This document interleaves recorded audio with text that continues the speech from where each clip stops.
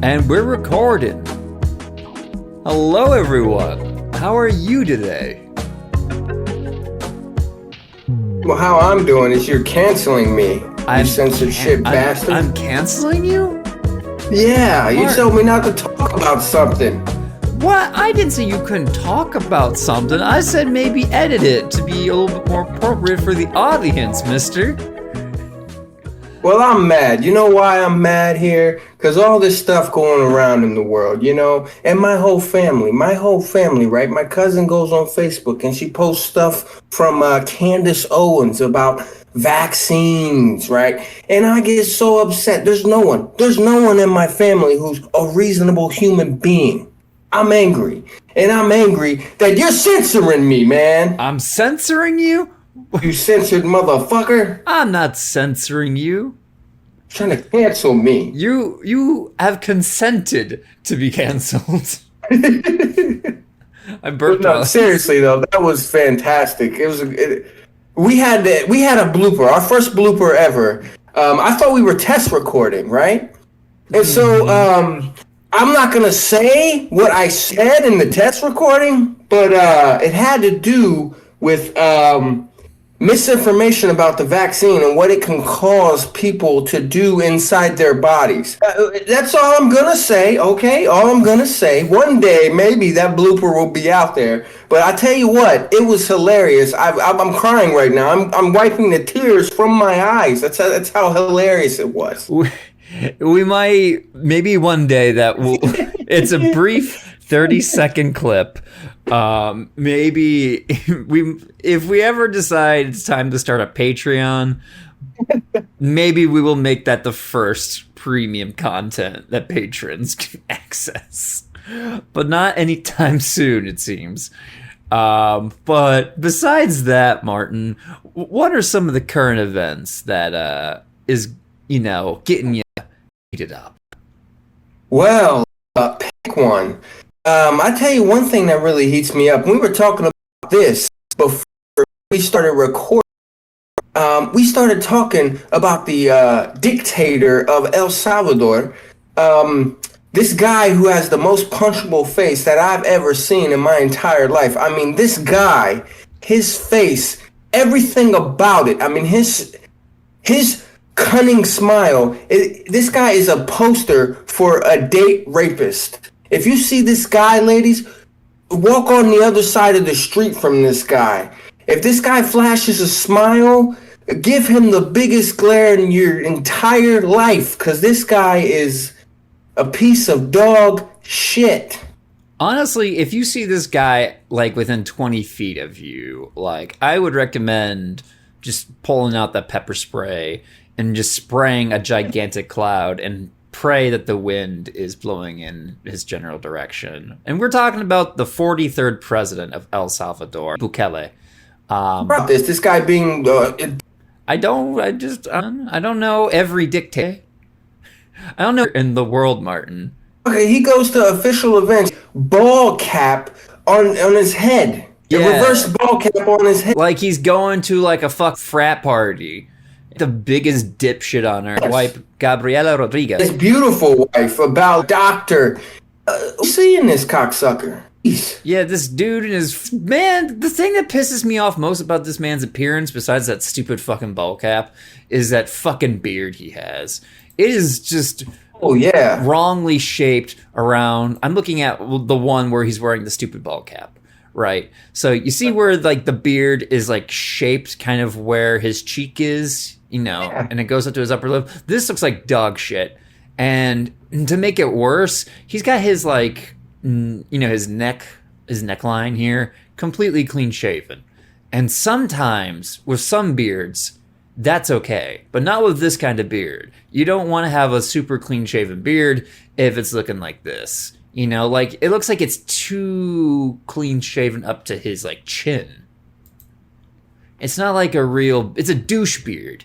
It's not like a beard with actual, mass to it, like a luxurious beard, like Fidel Castro. That man had a fucking beard. Oh yeah. This guy looks like he painted this beard on, like he paid somebody. Yeah, he looks like a Sim escaped from like The Sims 4 and became president of El Salvador. Yes, But I can what see that. but what was it particularly today that got you really heated up about the president of El Salvador? Well, well, first of all, this guy's policies, right? I mean, like he's like super anti-abortion, like super anti-abortion. You know, Oh even yeah. if it's in the case of the woman's life, fuck her, let her die. You know, that's the kind of stuff I'm talking about. Yeah. He's also a dictator, right? You can't, there's no election. There's none of that in that country. And also, what's pissing me off too is El Salvador already became the first country in the world to recognize Bitcoin as a legal tender. That is So, yeah. welcome to economic volatility, ladies and gentlemen. It's it is like a You gotta be fucking an idiot. You gotta be an idiot to have such a volatile currency, whatever Bitcoin is. You gotta be an idiot to have that this is as your legal tender. this sounds like a guy who decides his country's policies from opinions on subreddits. Yeah, he even looks like the type of dude. Yeah. Oh man, Bitcoin is cool, bro. Let's do it. Oh yeah, bro. So That kind of guy. in a very wise use of his country's very limited budget, I'm sure, on September 6th to 2021, Bukele announced that the Salvadorian government bought its first 400 coins, as in bitcoins. By the way, too, Bitcoins are 50, what, $3,000 Let's a piece? so $3,000 a piece? as Right. of today, as of today's recording, 400 bitcoins translates to about $17 million, over $17 million. And that jumped the fucking price of Bitcoin with that purchase. Mm. The following day, the Bitcoin law came into effect, making Bitcoin legal tender in El Salvador, which became the first country to make the digital currency legal tender. The same day, Bitcoin crashed, falling from 52,000 per Bitcoin to under 43,000, reaching at one point in the trading its lowest in nearly a month. Meanwhile, platforms such as Apple and Huawei weren't offering the Salvadorian government-backed digital wallet named Chibo, while internet servers were forced to move offline after they were overwhelmed with user registrations. Some 1,000 protesters took to the streets of San Salvador to express their opposition to the country's adoption of Bitcoin.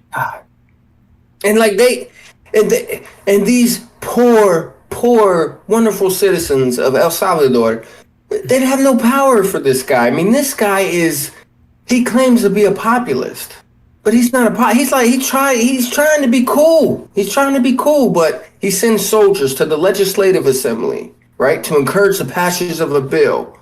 That's dictator shit, right? Yeah. Pretty And this dictatory to guy, me. he's trying to be cool. He has his ball cap on backwards. A 40-year-old man, and his ball cap is on backwards. This is like a guy who you just want to spit in his face looking at his official portrait. His fucking portrait looks like it's actually been, at least to my eyes, it looks too smooth. Like someone went into it with Photoshop and like his skin is too smooth. Smoothed the wrinkles out on his forehead and his cheeks and his nose. It looks like it's been touched up, and it looks very weird and obvious. Ain't nobody got a forehead that's that frickin' smooth. Either that or he put on like a bunch of makeup on his face to conceal any potential wrinkles. Wouldn't surprise me. Yeah, because he's definitely got, your typical forehead wrinkles on his head. He's like only 40. So yeah. What was the? And I've also learned too about. Oh, I'm sorry. Go ahead. I was just going to ask you what was the thing that you had noticed about him on Twitter in particular. Twitter? What are you talking about? Oh, maybe it was something I had seen because I was actually just scrolling Twitter too when you mentioned this guy, and Jacobin popped up. But yeah, and there's actually if you go to Jacobin's Twitter page, it should be like a 2-hour tweet. As President Nayib Bukele's authoritarianism intensifies, El Salvador's popular movements are forging a broad opposition front against the government. It seems Bukele's honeymoon has come to a close. Amen. And it links to a Jacobin article. Yeah, let me see this here. 2 hours ago. All right. But I'm glad that people are standing up against this guy. Yeah. To me, it's sort of like the guy who tries too hard, right, to be cool. Bro, you're 40 years old. Accept it. Don't do what the young guys are doing and invest in something as volatile as Bitcoin. Using your country's government to do it, no less, too. Yes. So I just linked in chat. Oh, okay. The article that Jacobin tweeted out by Hillary Goodfriend. That's a nice name. Goodfriend. Can you imagine if that were your last name? Actually, there was a guy in the 80s. He was known as the King of Wall Street. I think John Goodfriend, but it wasn't spelled literally like good friend. It was spelled in a different way. Oh. He was an asshole, of course. Yeah. Wall Street. As one, of course. Anything associated with Wall Street is typically got the personality of a unwashed anus. Well, speaking of wrecking economies, ladies and gentlemen, Wall Street. Whoa. But yeah. They're the pros at that. So do you want to read maybe like a couple of these paragraphs about this guy? There's trouble in El Salvador's Bitcoin paradise by Hillary Goodfriend. All right. So this guy's 40 years old. He's a millennial millionaire president. And it says he projects this international image as a youthful and irreverent Silicon Valley style disruptor. Nayib Bukele. You know what? I'm going to call this guy Bukalele. Fuck it. Fuck your name, Bukalele. So Bukalele, he's making headlines, snapping a selfie during his first address at the United Nations that made his country the only in the world to adopt Bitcoin as legal tender. So Bukalele, right? His government has a deeply authoritarian character. So of course he's going to enjoy high approval ratings. I mean, come on. He's a dictator. They always have high approval rating. I'm gonna post to really emphasize the douchebag factor. I'm gonna post the selfie he actually took at the United Nations. Yeah. Oh yeah. Well, first of all, you're a selfie. I don't see taking a selfie as like what a leader of a country would do. Secondly, he's not even doing a good selfie. This looks like dog shit. Yeah, you can't even see the top of his hair. Like old ass baby boomers when they take selfies, it's always like the camera's pointed directly upwards into their nostrils half the time. It's like that. And bro, if you're a dictator, you don't smile. Dictators don't smile. No. Unless you're Stalin. He smiled a lot. There's lots of pictures. Teeth. No. He had that big old mustache though. Oh, I love what Miss Goodfriend says, techbro authoritarianism. Sounds like let's see what this. That's legit sounds like the name of like a cyberpunk novel. Techbro authoritarianism. That's clever. All right, so let's see what this Bukalele guy's all about. All right, so I'm reading along here. Bukalele compiled a coalition of the most loathsome opportunists from across the Salvadoran political spectrum.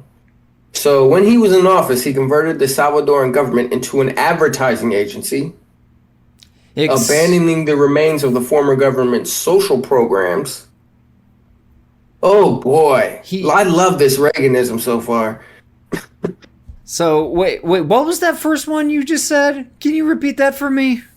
Yeah, so this is a paragraph here. Despite casting both traditional right and left parties as his enemies, Bukalele compiled a coalition of the most loathsome opportunists from across the Salvadoran political spectrum. Mm-hmm. In office, he converted the Salvadoran government into an advertising agency. How do you... What does that even fucking look like? I don't know. You have to privatize the fucking government. So fucking... Whoa. Whew. And he abandoned the remains of the former political party's social programs to the neglect and corruption of his cabinet as the country's finances spiral out of control. Yeah. I'm all for immigration. Yeah, so like just for audience sake, the former party governing El Salvador prior to this dickhead was the Farabundo Martin National Liberation Fund, the FMLN, which apparently I don't really know a whole lot about it, but it appears to be a leftist party of some variety that emerged after the Salvadorian Civil War.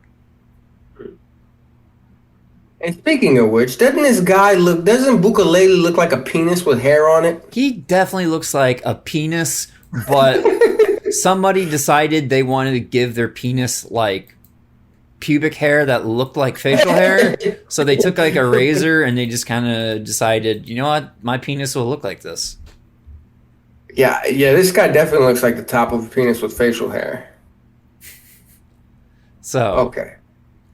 Moving on. So, in order to consolidate and retain power, this Bukalele dude demolished the gains of the 1992 peace accords that brought a negotiated close to El Salvador's 12-year U.S.-backed civil war.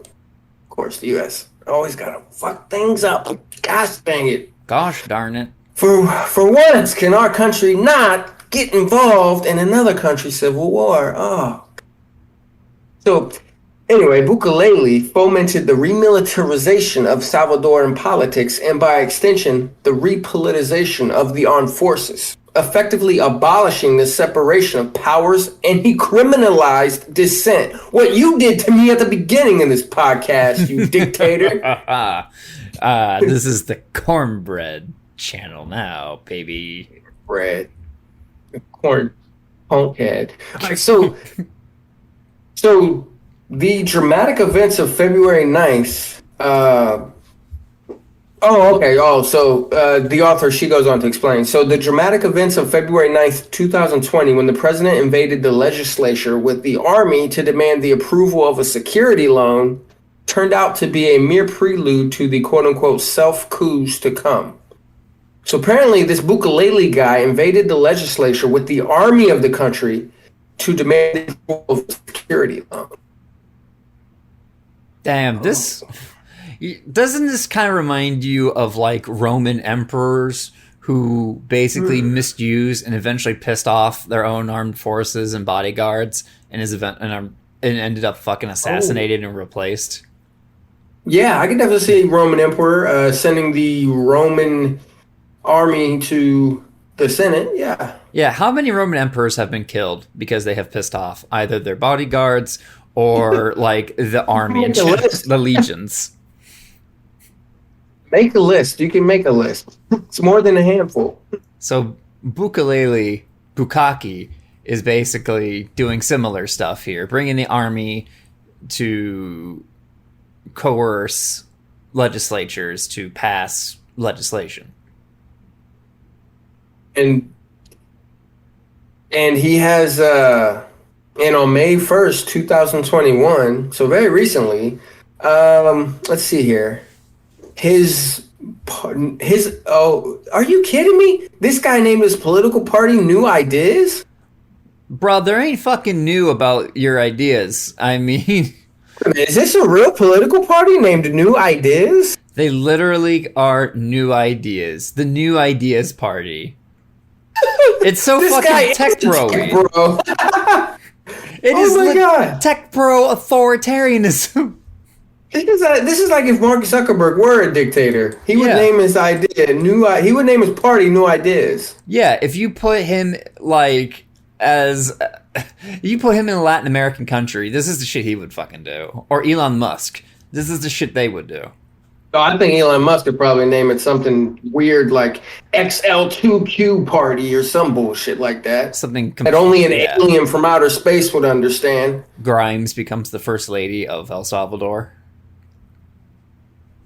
So the new Attorney General shuttered the nascent Organization of American States, the OAS, a backed anti-corruption body, and installed by Bukake himself as a campaign promise, and launched an operation of political persecution that has so far seen 5 former FMLN cabinet members in prison on trumped-up charges.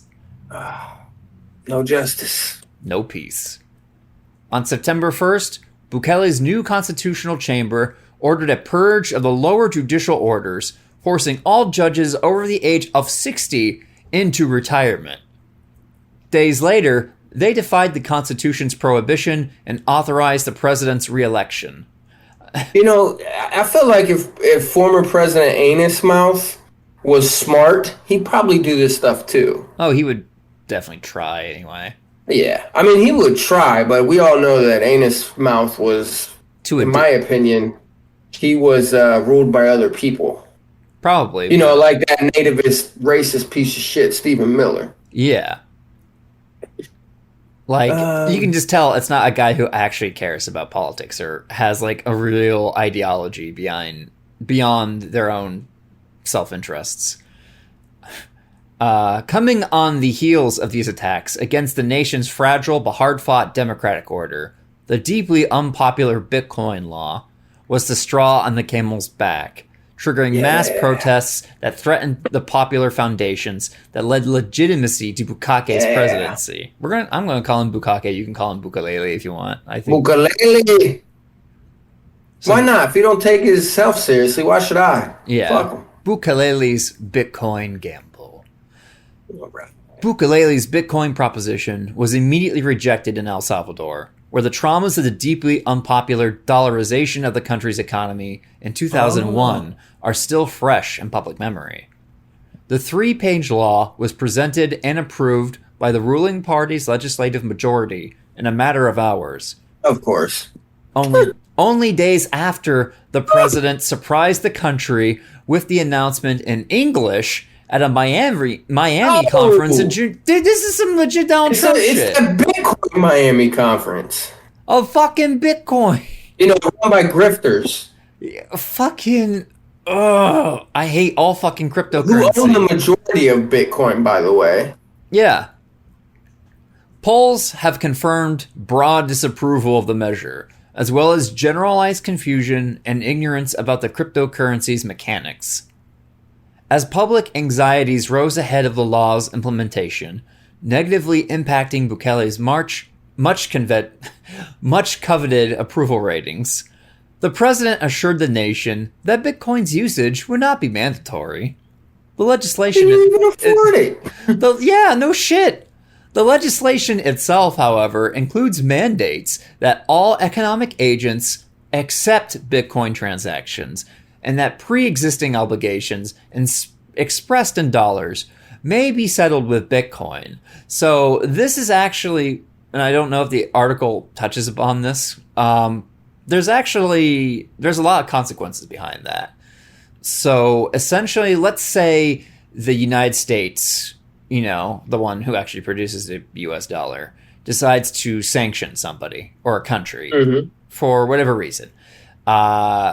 They can essentially block that person from using from receiving any like digital transfer of US dollars. They'd have to they'd have to use cash essentially to get anywhere or anything. But Bitcoin, obviously, because it's unregulated and basically uncontrolled, that essentially doesn't. Somebody who is sanctioned by the United States, for example, could have an easy workaround. Oh, that's one thing that disturbs me about these cryptocurrencies, though, is that eventually it's going to get to the point to where the government is going to have to step in and regulate it, because because it's going to tank the economy, and the government has to step in. And so that's why I don't like these cryptocurrencies. These cryptocurrencies are not democratic, unlike what their founders and what the people who own, coincidentally, people who own the majority of it are. They're not democratic. They're for the rich, by the rich, and they're for the rich.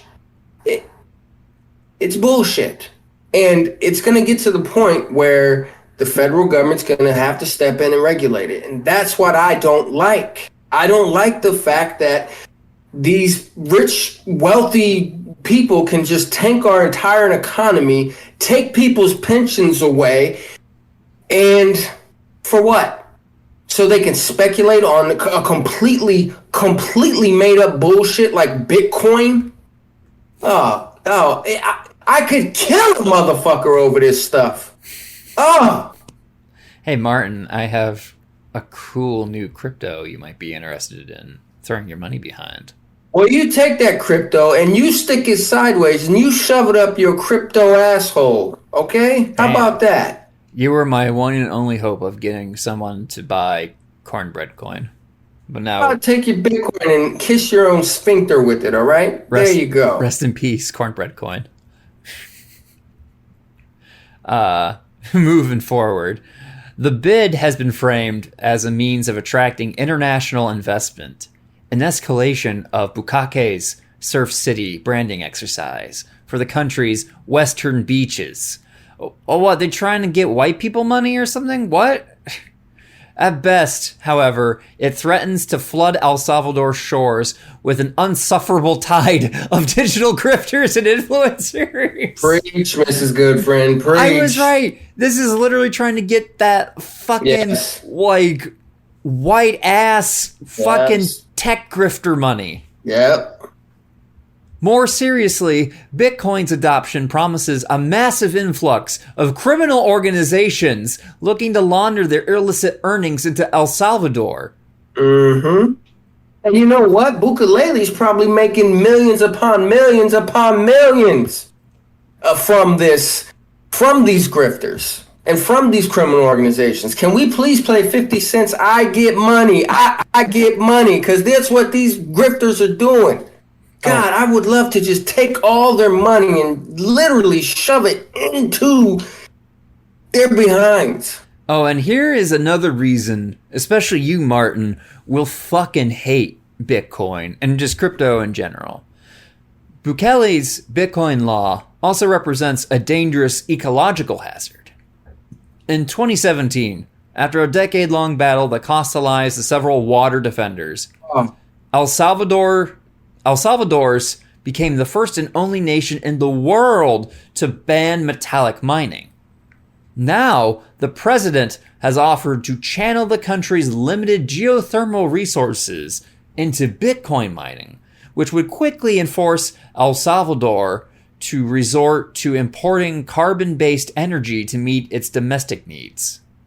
So yeah, believe it or not, they don't really explain how exactly Bitcoin in particular and crypto in general affects the environment negatively.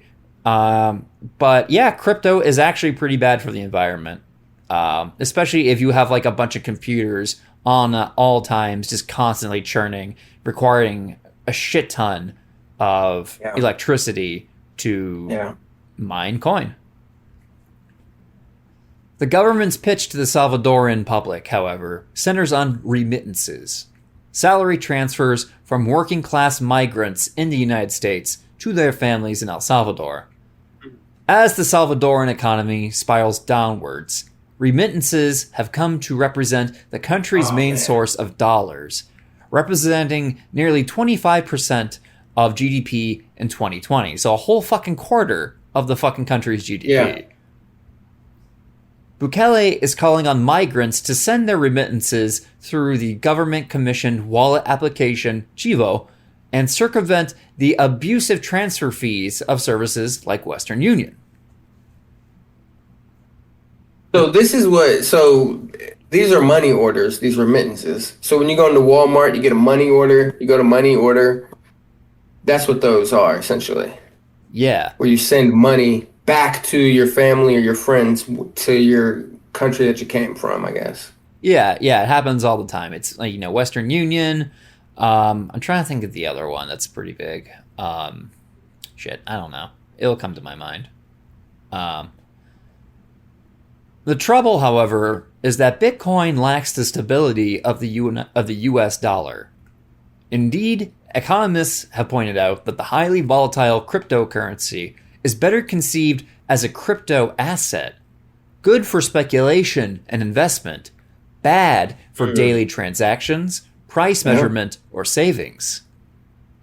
And that's the problem too. A lot of these people who own Bitcoins, they don't know anything or very little about finance. And so they think these cryptocurrencies are a good thing for stuff like daily transactions, price measurement, or savings. No. So a bunch of ignorant people, and I don't mean ignorant in a negative way, I mean ignorant as you don't know, motherfucker. That's ignorant.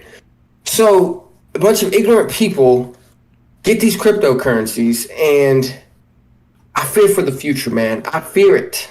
I feel like the canary in that coal mine. I fear doom. I predict gloom and doom for us in the world. But yeah. Oof.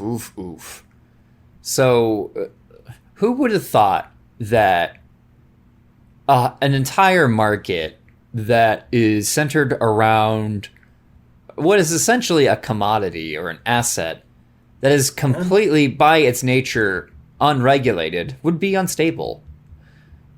Yeah, good sarcastic question, I guess. So, for working class Salvadoran families who depend on remittances to make ends meet, the risk of only receiving a fraction of the value of funds dispatched is a risk they can't take. Indeed, far from a tool for emancipating the Salvadoran economy from foreign dependency, Bitcoinization only offers a new form of subordination and external vulnerabilities. Well, that's the point of it. The point is to get those in power rich. They don't give a damn about working class families. Bukalele could wipe his ass with your tears, you working class families. No, because he's wiping his ass with Bitcoin money. Yeah. That's what Bukalele's doing. Bukake. President Bukake. Bukalele Bukake, you piece of shit.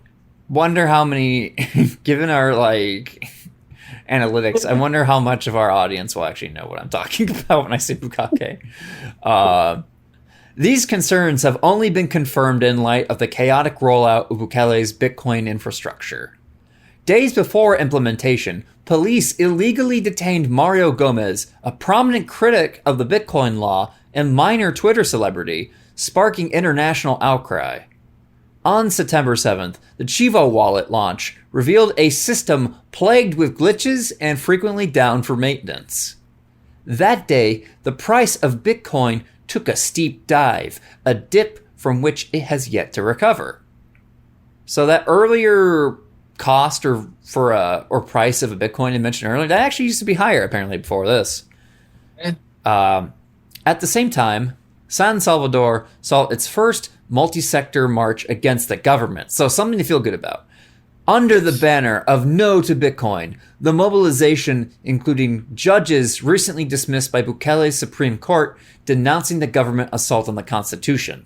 This dude is going to immediately spark a fucking civil war. Just from sheer fucking corruption and incompetence. On the September 7 march, however, was only a rehearsal. On September 15th, as Bukele prepared official ceremonies for the Central American Bicentennial, thousands more took the streets to reject the government's authoritarianism. From departure points across the capital, marchers converged in the Morazan Plaza of San Salvador's old central district, which proved too small to host the crowds. Feminist organizations, student groups, war veterans, labor unions, and FMLN committees joined professional guilds and right-wing politicians in the street to rally against the president. Man, can I fucking say how badly, how fucking terribly you have to fuck up to get feminist organizations, labor unions, and right-wing politicians to lock arms and to protest against your fucking government? Shit. I'm saying, man, this guy Bukalele Bukaki is a clown. He's a clown. He needs to be on a circus somewhere, you know? He needs to be in schools or hospitals doing clown work. He's a fucking clown. Hoping to destabilize and delegitimize the protests, Bukalele recalled all police from the streets and seeded the march with infiltrators, who were then immediately identified and isolated by organizers. How were they identified, I wonder? Jeez, hold on. Let me go click on that link here. Dude, American cops do this all the time, too. And it's usually pretty fucking obvious when it's a plant in, like, any protest, especially against, like, police brutality. You know, it's always like the one dude who's either like really jacked and he's just like, how do you do? He's got a fade and shit. Yeah. How do you do, fellow anarchists?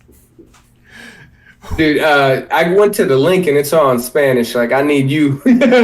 So, you asking the wrong. Infiltrators llegaron en carro del gobierno. Oh, man. I'm not that good at Spanish yet. So this is the link is from elsalvador.com. Okay. Did you? Yeah, and it's all Spanish. Did you post it in chat? Oh yeah. Do you all? It's a link. You all want to hear my like piss poor Spanish? Yeah, you be mistranslating some shit. Oh, y'all get to hear some bad fucking Spanish. I apologize. Lele put a gopher up his asshole. I apologize in advance to any Spanish speakers in our audience.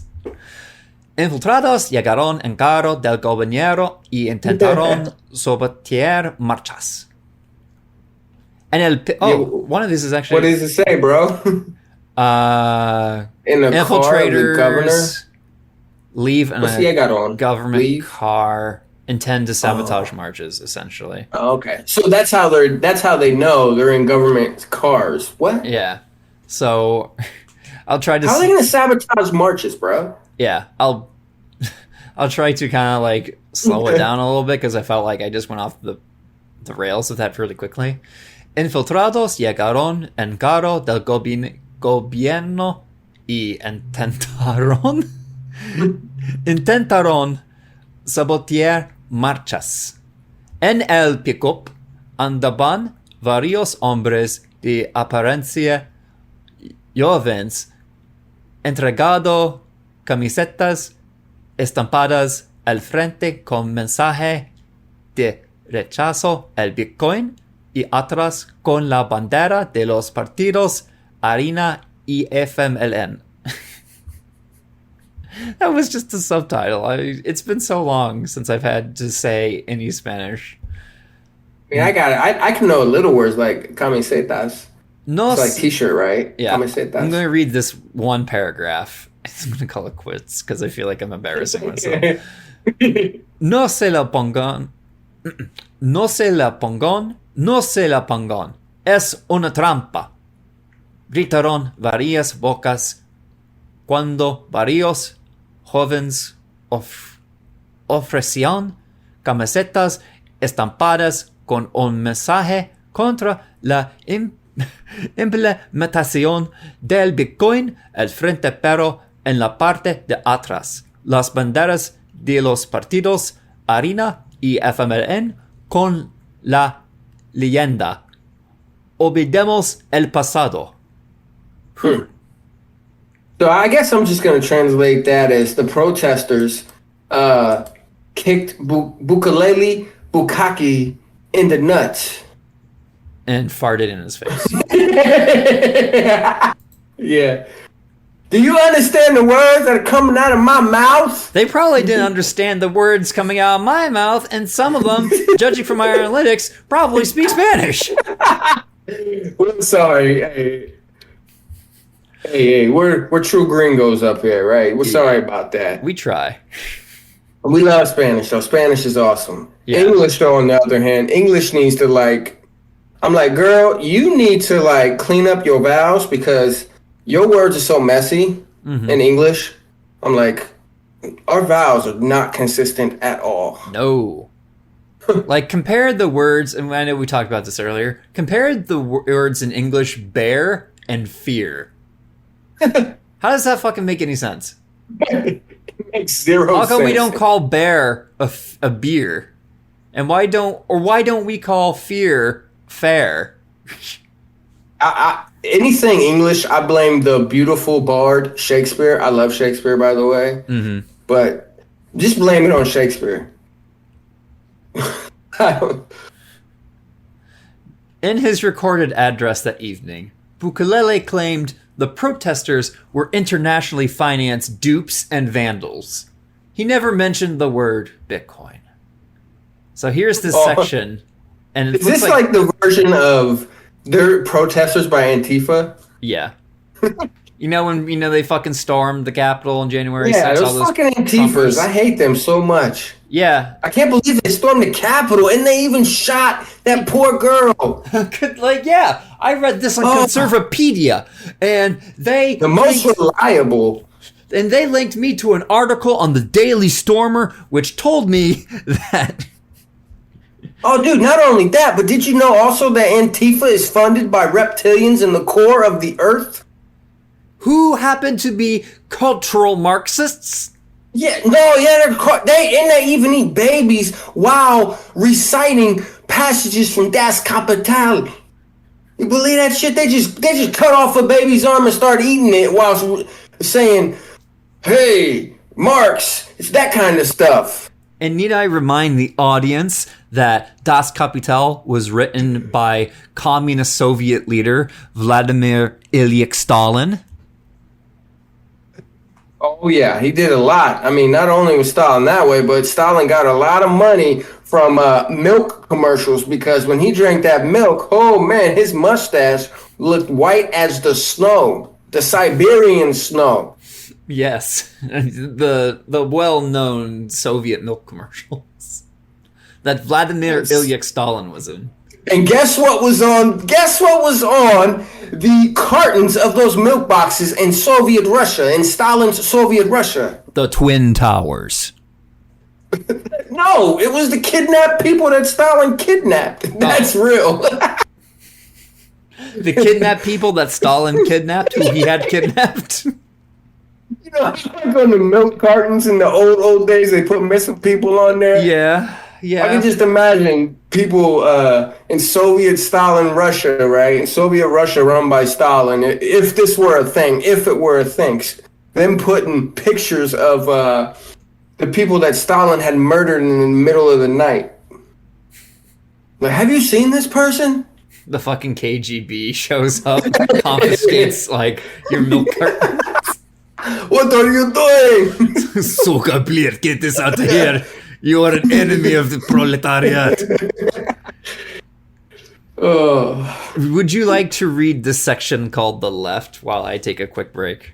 I'll be right back. All right, The Left. And this is the last section. Oh, yeah, only a couple paragraphs left. So, Bukelele Bukaki, he defended his government's anti-democratic measures by citing his enduring popular support. That's weird. So at the heart of his authoritarian populism, however, is a profoundly anti-popular project, a top-down and unilateral exercise in power in service of an elite few. Thank God, right? And so this protest movement marks a turning point, providing the first mass challenge to the president's rule. Yes.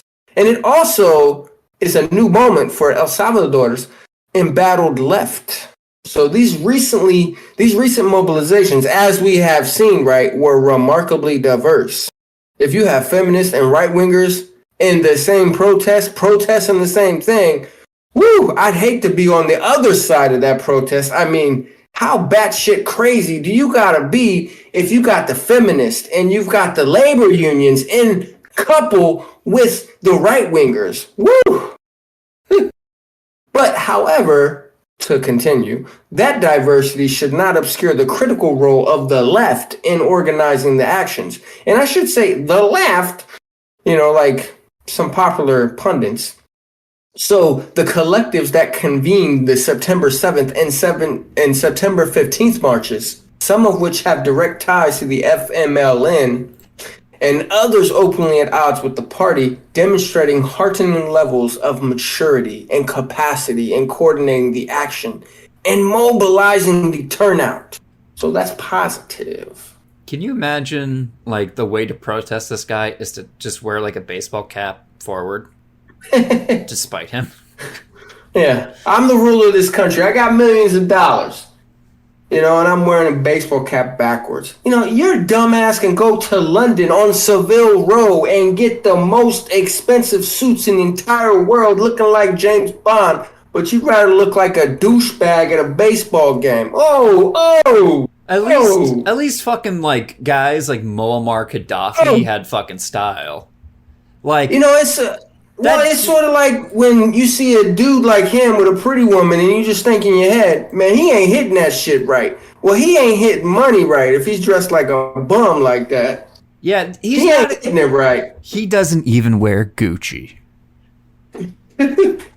Like Muammar Gaddafi. F Gucci. I'm talking about the stuff you get in London. I'm talking about when Madonna said all your suits are custom made in London. That's the kind of stuff I'm talking about.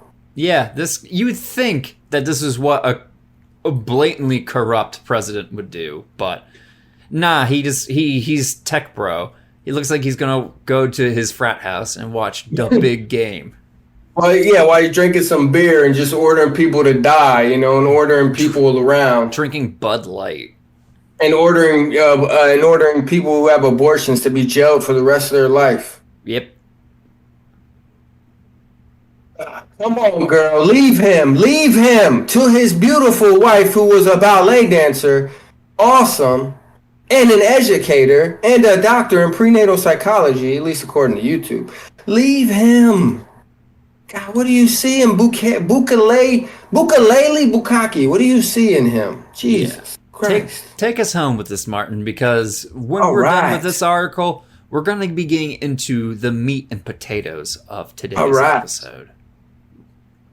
So, after successive electoral defeats, the FMLN is racked with internal conflict.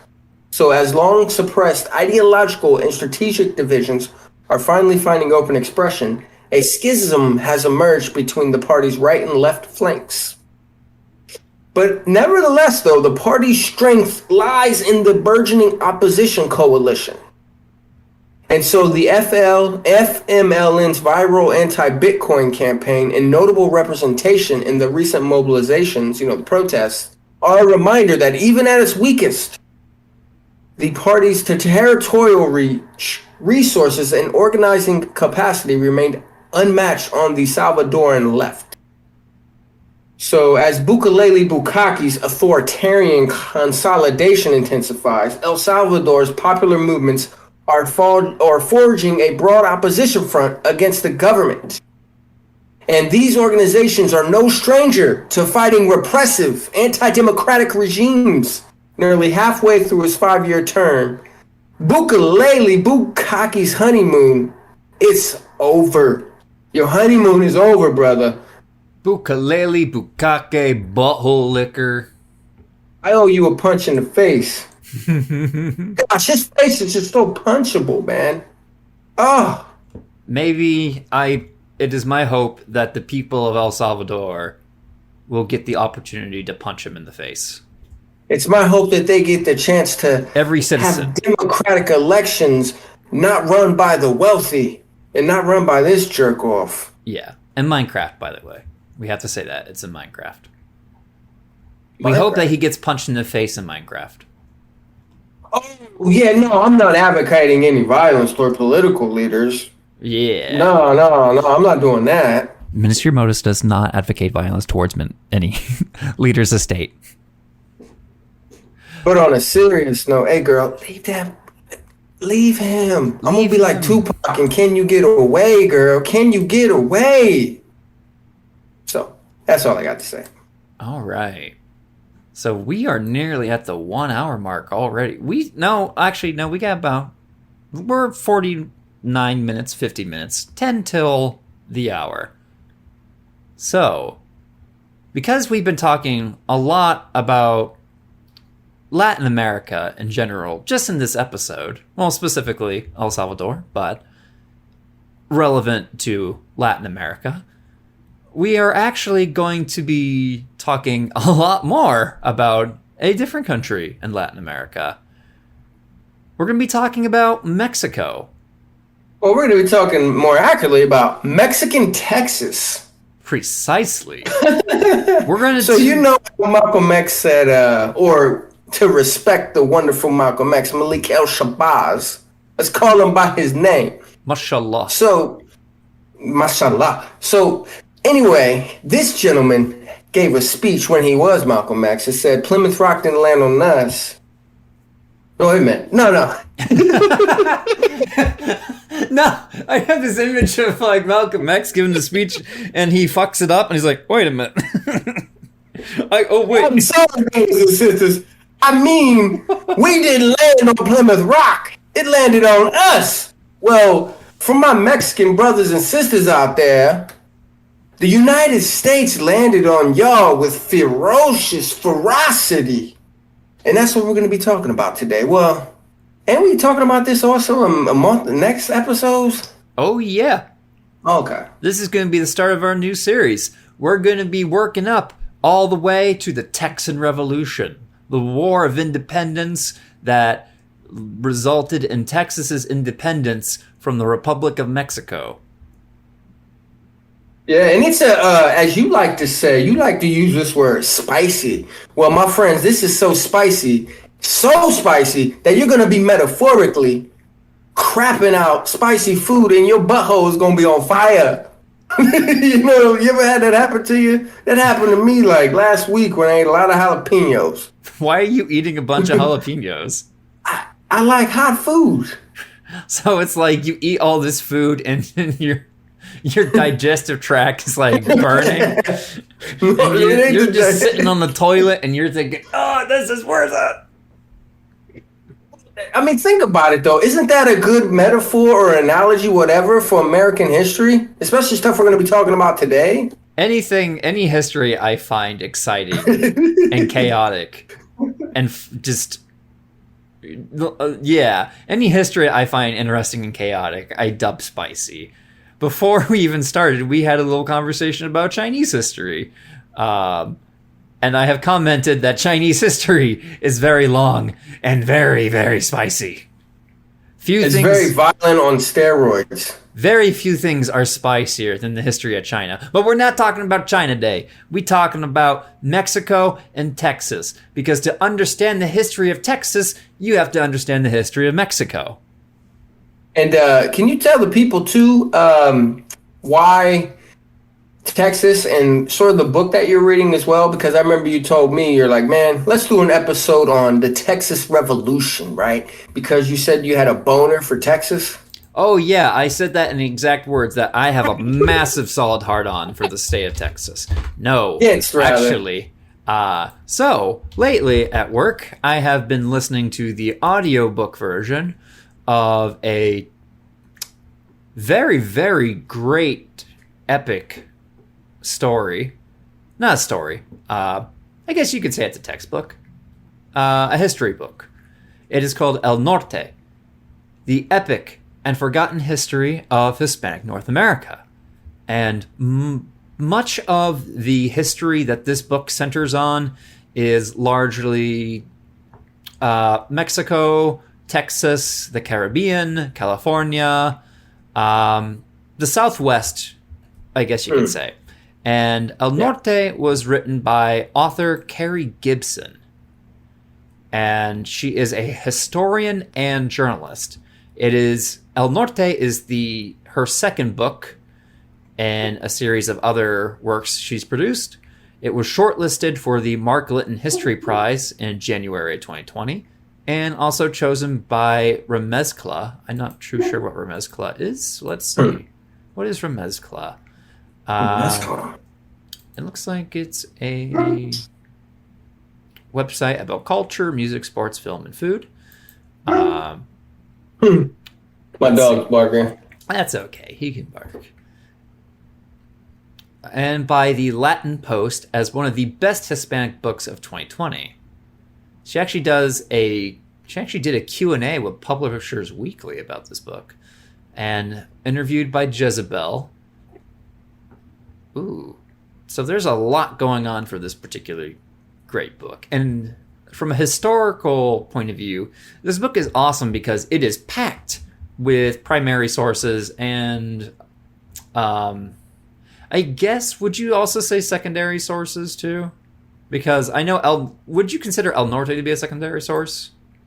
Oh, I don't know anything about it, brother. No, okay. I mean, the difference... This is all you. I mean, the difference between a primary and secondary source from historical context. Well, it can be a secondary source and have primary sources in it. Sort of like the Red, White, and Black that we read for 4 episodes. Yeah.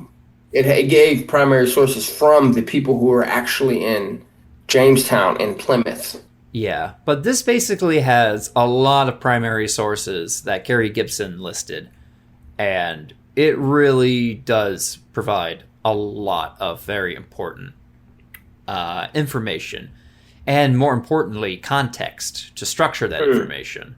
It really takes the perspective of these respective Latin American countries and communities and their relationship with the United States, which, as you'd imagine, the United States has a very imperial relationship with all the countries in the South. Yeah, and spoiler alert here, but one thing that I found amazing, that I found to be painfully ironic, is the issue of immigration in the Texas Revolution, when Texas became its own country from Mexico. Tell us about it. When it succeeded. Oh, man. Well, we'll get to it, but the title of this podcast, I don't know what it should be titled, but anyway, immigration plays a huge role in Texas, as we're going to see during this time period, but it's the opposite of what we know today. So when Texas was a Mexican territory, province, whatever, when it was a part of the Mexican Empire, when it was a region in the Mexican Empire, you had Anglo-American immigrants. So you had immigrants from the United States of America come into Texas and essentially take it over. Yeah. And it's pain. The irony compared to today is just, I mean, it's painful. It's like, goddamn, it hurts. It's because the right. Go ahead. But I'm just saying, if these same people, these same Anglo-Americans who immigrated to Texas from the United States were around today, they would complain about our Mexican brothers and sisters, Mexican American brothers and sisters coming to the United States, like the right wing constantly does. You ever seen that fucking Georgia Governor Brian Kemp's political campaign ad in 2018? Oh yeah, isn't that the one where he's driving around that fucking truck? Yeah. I know exactly what you're talking about. I'm trying to round me some illegals. It's like, you ain't round shit up, you fucking And this guy idiot. won. He won. It doesn't surprise me either. Racism fucking sells. And I'm like, he beat Stacey Abrams. Mm-hmm. The beautiful soul sister, he beat her in that election. I'm like, you got me crapping my pants. Yeah. This jackass won. And I will also mention, too, while we're on that topic of anti-immigrant and just racist sentiment, a lot of these stereotypes that are prominent in the American consciousness, the U.S. consciousness, regarding our brothers and sisters and siblings down south, come directly from America's old-timey scientific racism, you know what I mean? Ooh, yeah. Good old-fashioned white supremacy, this concept of, the hot-blooded, like Mexican and Latino, racist shit. I will say this, though. Like, whenever I'm at work, at my retail job, and I see a fine Hispanic sister out there, and I don't look at her because in my mind, I always have these stories. Well, I've heard a lot about like the machismo culture of Latin America, and like if you even look at their woman in the wrong way, they'll cut you. So I don't know if that's part. Is that part of what you were talking about? Sort of that bias. You could argue that perception. I mean, machismo is like a real thing, and it is a problem. But I guess you can make an argument that this racist idea, that like Latinos are these like super passionate, like impulsive people. Yeah, probably plays into like a stereotypical, if not just outright racist twist on that, rather than just a cultural dilemma, Yeah, well, I can definitely see that too in the stereotype of the Latin lover. Yeah. There's a lot of stereotypes that Americans in particular take for granted that come from old-timey racist ideas. But racism aside, to begin, all right. Yeah. So. All right. So what I did. Well, I don't know though. Well, let's talk about it. So what I did when you gave me the topic, I said, okay, what do I need to do it for? You told me to read a lot about Texas before the Texas Revolution. And the Texas Revolution, by the way, if you're wondering, is when Texas is the right word, seceded from Mexico. Seceded, yeah, you could say that. Formed its own state, and I don't mean Texas became part of the United States immediately. No, it was its own country, its own thing. Yeah, right? Its own independent republic. Yeah, very. Some Texans today want to get to that. Oh yeah. And by the way, too, we do not harbor any ill will toward Texans. But I don't know about you, but I harbor ill will toward Texas leaders. The state of Texas. Yeah, they're leaders who put into action those stupid beliefs those leaders have. But I have no ill will against Texans. I've been to San Antonio, like I said, and it is a beautiful city. Oh, I want to go back there again. Oh, so beautiful. But and I've had good times in Dallas too. Oh, there you go. Yeah. But hey, it's not the people that screw up Texas. It's the government. I mean, the government does, but the people in that government don't come out of a vacuum. I don't know. Yeah, you're right. Because I don't know where assholes like Greg. Where was Greg Abbott born? Because when I think of Texas, I'm thinking about primarily majority of population of people of color, I guess. Yeah. Oh, Greg Abbott was born in Texas. Ew. Wichita Falls. But yeah. So, because the history of Texas and the history of Mexico have quite a lot of overlap. Very intertwined. We're going to have to really get a good, solid understanding of the origin of Mexico itself. People have always inhabited what would become Mexico for thousands of fucking years. Obviously, that's not no big surprise.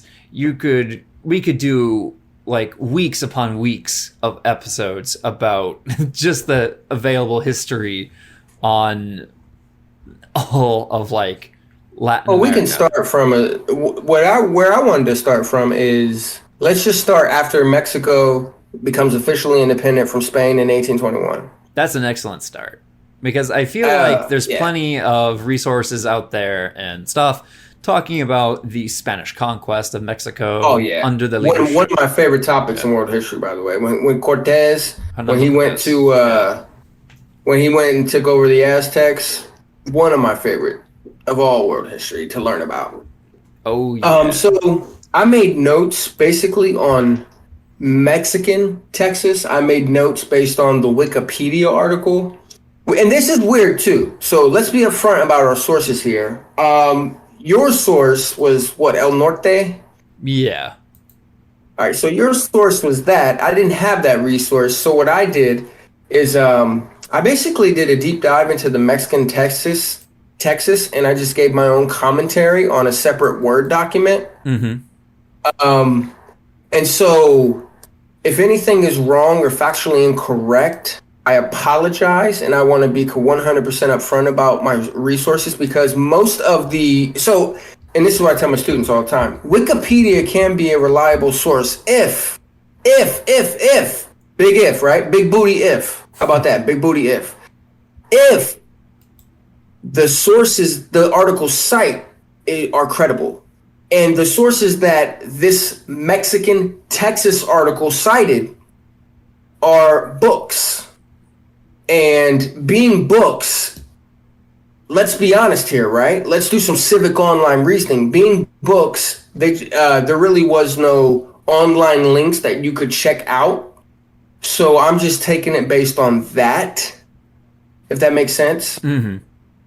So I'm a little wary about that. So from your knowledge currently, so back me up or correct me and chide me if I'm wrong. Give me a slap across the face, metaphorically. I'll give you a slap across the face, across the cheek, across the booty, whatever you want. All right. Hey, just the face. Don't be touching me any other places, homie. Sounds good. All right. So, because you are the astute note taker, where do your notes? Are you using my notes too? Let me see. Addition to El Norte. Oh, let me pull up your notes, actually. That would actually be pretty smart on my end to do. That's where I'm going to start. There are those beautiful, beautiful notes. Mwah, mwah. Let me... Yeah. I wish I could show you, audience, what these notes look like. They're very good. All right. So let's get into it. So, enough dilly. And so just to show you on the notes here, the introductory information is before I put the line down there. So you see those 4 sentences? Yes. That's all the introductory information. And we won't be actually focusing on what happened in the Texas Revolution today. We're just going to talk about Mexican Texas. What was Texas like when it was under Mexican authority? Right. So basically, if I am remembering correctly, Mexico essentially, formerly, which was all part, it was the jewel at the time of the Spanish Empire. What was originally called New Spain. And New Spain, as you would imagine, was a vast fucking territory. Oh, you're talking about like the West Indies and Mexico?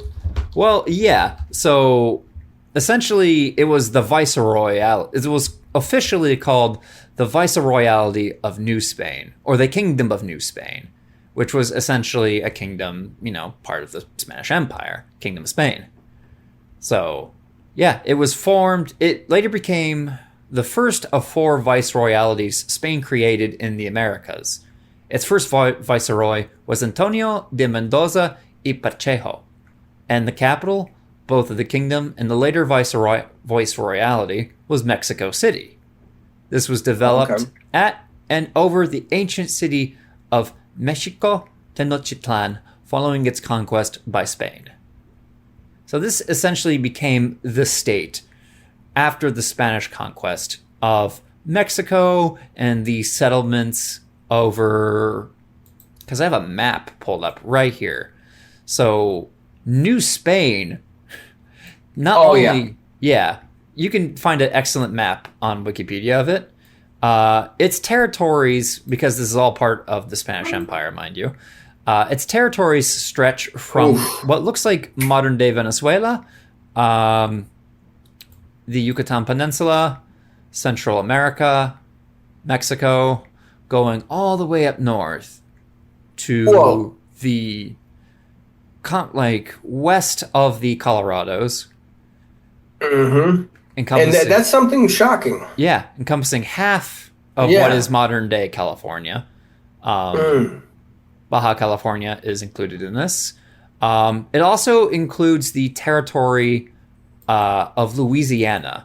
And just so you don't get confused, Louisiana the territory was not the same size as Louisiana, the state. No, the Louisiana territory that was eventually purchased by the United States was fucking massive also. Yeah. And that was from the French. Yeah. Yeah, originally by the French, taken over by Spanish, eventually it gets complicated. It gets actually pretty complicated. Yeah. The territory that was Louisiana, that became part of New Spain, stretches all the way north to the Canadian border, going to straight south into modern-day New Orleans, and you can see it stretch into parts of, let me see here, of Minnesota, Iowa, Missouri, Arkansas, Oklahoma. Pretty big. And it's important to note, too, that this was at the height of the Spanish Empire. Yeah. And New Spain, obviously, was even bigger than that. So that should give you a presence of the Spanish Empire's presence. Yes. More important, Spanish Empire. Yeah, more specifically, New Spain's presence in America, the entire continents, both North and South. I'm just going to refer to all as America because I can. Yeah. And if you don't like it, fuck you.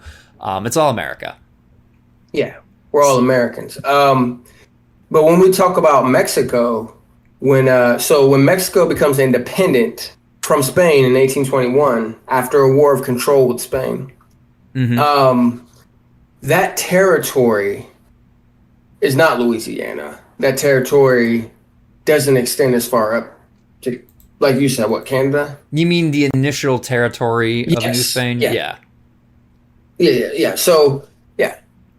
And so what's shocking to me about the original territory of Mexico is that this would shock a lot of nativist people. When I say nativist, what I mean is people who are anti-immigration, especially people who are anti-Mexican immigration, because Mexico used to encompass California, Nevada, what's this thing next to it? Utah? Oh, what will become Utah? Yeah. What will become Utah? What will become New Mexico? What will become Arizona? And what will become Texas? So, and you're looking at the first Mexican Empire, right? Yes, yeah. The Mexico after independence in 1821. The one I posted in the chat. So yeah, to the audience, after Mexico's War of Independence from Spain and the Mexican War of Independence, just so you know, occurred between 1810 and 1821. So the result of the Mexican War of Independence was the Treaty of Cordoba, which established Mexico's independence from Spain, and it was signed in August 24th, 1821. Signed between Augustin, I'm going to fuck up this name, I'm so sorry. Augustin de Iturbide, who was the regent of what would become the Mexican Empire, and Juan O'Donoghue? Oh, this guy. I'm just going to call him Juan Orion because he was actually born in Ireland. Who was the high political head of the Spanish government in Mexico. So this is so the signing of the Treaty of Cordoba, as we said before, established Mexico as an independent state, and the first government that Mexico formed was what is called the First Empire of Mexico. Okay. So it was one of the first original independent monarchies, basically in the Western Hemisphere, in America, essentially. Monarchy in the more modern sense at this time that European and the United States would recognize. Okay. And the thing is, actually, despite Mexico gaining independence from Spain from the signing of the Treaty of Cordoba, Spain would actually not recognize Mexican independence, despite signing this treaty, until the signing of what is called the Santa Maria Calatrava Treaty. So this was the treaty that formally recognized Mexico as independent. The treaty is also known as the Definitive Treaty of Peace and Friendship between Mexico and Spain, and it was signed on December 28th, 1836.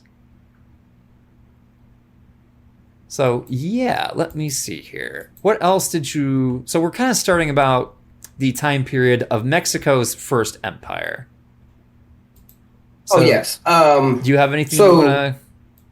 I'll just go on my notes. Okay. So Texas was a region in the Mexican Empire, and the land that we now know as Texas today was not all in this region. For example, the area around El Paso belonged to another region, but still, it's all in the Mexican Empire.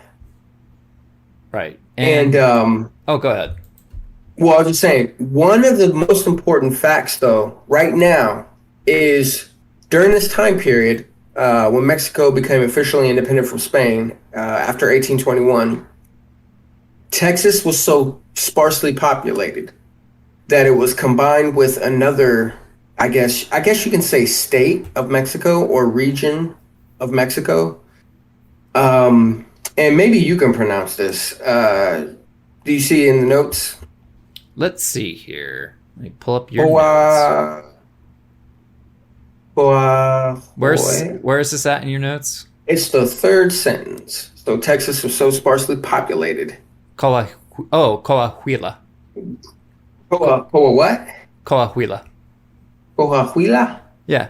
So the state Coahuila of Texas. Yeah. All right. Coahuila. Well, I guess it was officially known as Coahuila y Texas. And its first representative in the Mexican Congress was Erasmo Seguin, it seems. Seguin? So, Gringos pronounce it. This is going to be so cringy to anyone. I'm just saying, though, this right now you can change the name of our podcast to Gringos pronounced in Spanish. Yeah, it's going to be fun. I can't wait till I get critiqued. Can't even pronounce the names either. I can't. So, yeah. Remember Brother O? Brother O. We just Open Chinko? Chinko? If you don't know what we're talking about, it's an earlier episode on, what was that? Plymouth? No, that was Jamestown, I think. Yeah, it was Jamestown. Those. But yeah, so when Mexico achieved independence from Spain, the southern portion of New Spain became independent because of the Treaty of Cordoba. So Central America, present-day Costa Rica, El Salvador, Guatemala, Honduras, Nicaragua, and part of Chiapas were incorporated into this new Mexican empire. So, although Mexico had its own government, there wasn't really any real revolutionary change in the society itself, because at this time, despite being a very, mixed population, there was a very strict racial caste system. Technically, in the letter of the law, legal racial distinctions were annulled. But essentially, at this time, white elites essentially held most of the power in Mexico. Whites as in Anglo-Americans? No, as in people of the most Spanish descent. So if you look at the first... You blow my mind. Yeah, if you... Whoa. What? I'm just saying, that's crazy to me, because it's I guess European descent, right? That's what we mean by white. Yeah, so if you actually look... I'm going to show you a portrait of the first emperor of Mexico, Agustin de Iturbide. Let's see what this brother look like. This dude is pretty fucking white. All right. He's a very white-looking dude. Very European-looking guy. Man, I look more Mexican than he does. This dude is very, very... People actually think I'm Mexican because I don't know why, but... I don't know either, dude, but... I guess I have darker skin than this dude. So, yeah. Mexico, this new empire, is still got a bit of a racial hierarchy that holds most of the country's political power. Yeah. So when the empire was formed, those who held power opted to choose a monarchy to organize this new country. The political power of the royal government was largely also in the hands of the military. The Roman Catholic Church was also another power holder in the... Oh, God. Yeah, of course, it's the Roman Catholic Church. Kind of one of the vestiges of Spanish rule. Yeah, if you know me, you know that I dislike the Roman Catholic Church, the unholy Roman Catholic Church. Yeah, I know.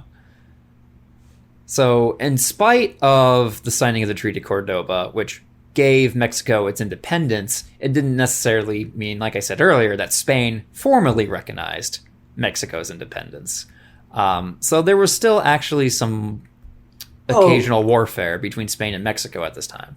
Yeah, I like to call them the salty Spanish, salty Spain, because they were, as the kids say, salty. They were mad that Mexico was doing that. So from time to time, they sent excursions into Mexico to try to take it over, but they lost every time. Mm-hmm. We're actually going to talk about one of those. So yeah, I also feel like we could probably do an entire episode of the castas, the racial system that the Spanish created, and it contained at least like, oh my God, there was like, let me see how many. Because casta really means like caste or like a lineage. And that just tells me to... Oh, I'm sorry. Yeah, Spain and Portugal practically invented modern day fucking racism. This is kind of where we get the idea of like race as we kind of recognize it today. This is kind of like modern day racism's grandpa. And you know what's effed up about that too is that it's all based on... it's so ironic, right? Because it's based on having sex with, the indigenous people? When the Spanish came over, they had sex with the indigenous people, and the babies would be, a different race? Yeah. It gets pretty complicated, depending... It's complicated, but it's so ironic to me that it's all based on screwing. Yeah, so obviously in this system, the more white you were, the kind of higher up in this social hierarchy you are, right? And on the lowest are kind of like those with the most indigenous background, along with enslaved Africans at the very bottom. The Americas, a place of freedom. Yeah. So the casta, and I won't go too long into it. So the castas, the whole system was very interesting too, because this was a society that encouraged intermarriage and interbreeding, and it was done essentially by the Spanish to kind of further incorporate the indigenous population into the Spanish Empire. Yeah, but they're second-class citizens. It's like, I'm gonna screw what I consider to be a second-class citizen, and my baby will be an even more second-class citizen. What is this? Yeah, and I'm going to read some stuff here that's going to introduce a very central character in our future episodes. So Spain sets in a bunch of events that brings in the son of a provincial merchant, Agustin Iturbide, who later becomes Mexico's first emperor. And essentially, because Spain is rejecting Mexico's independence, let's see here. With Spain's rejection of the treaty, and with no European royal taking up the offer to become Mexico's monarch, many Creoles now decided that having a Mexican as its monarch was acceptable. Because, mind you, this was a former Spanish colony. A local army garrison proclaimed Iturbide as emperor. So, one of the main pillars that I mentioned earlier was the Roman Catholic Church. So, the church refuses to actually formally crown Iturbide as Emperor of Mexico. But the newly designated president of the Constituent Congress on July 21st, 1822, essentially crowns Iturbide as Emperor of Mexico. His long-term rule was doomed. Such a poignant sentence. His long-term rule was doomed. He did not have respect. He didn't have the respect of the nobility in the new Mexican Empire at the time. And Republicans really didn't fucking like him either, because they wanted, obviously, a Republican form, a representative form of government, rather than the monarchy. So he doesn't have a whole lot of support other than the military. So Iturbide sets up, he basically does everything he can to style himself as like a bona fide emperor that other countries would recognize as legitimate Mexican royalty. So he's spending all these monies on his court and all these like trappings of like imperial rule. You know, he's making himself look like a fancy motherfucker, to put it mildly. Bukalele Bukake. So as a yes, like Bukalele Bukake, but like him with sideburns. So his actions, as you would expect of an emperor, become more dictatorial and very hostile and antagonistic towards any kind of criticism. So he becomes more and more of a strongman during his rule. And then we see that aforementioned character that I described to you previously, who plays a very central role in not only the history of Mexico, but also the history of Texas as well. And this guy is a brilliant colonel, a young man named Antonio Lopez de Santa Anna.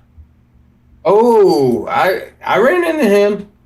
Oh yeah, this guy essentially really sat in his lifetime.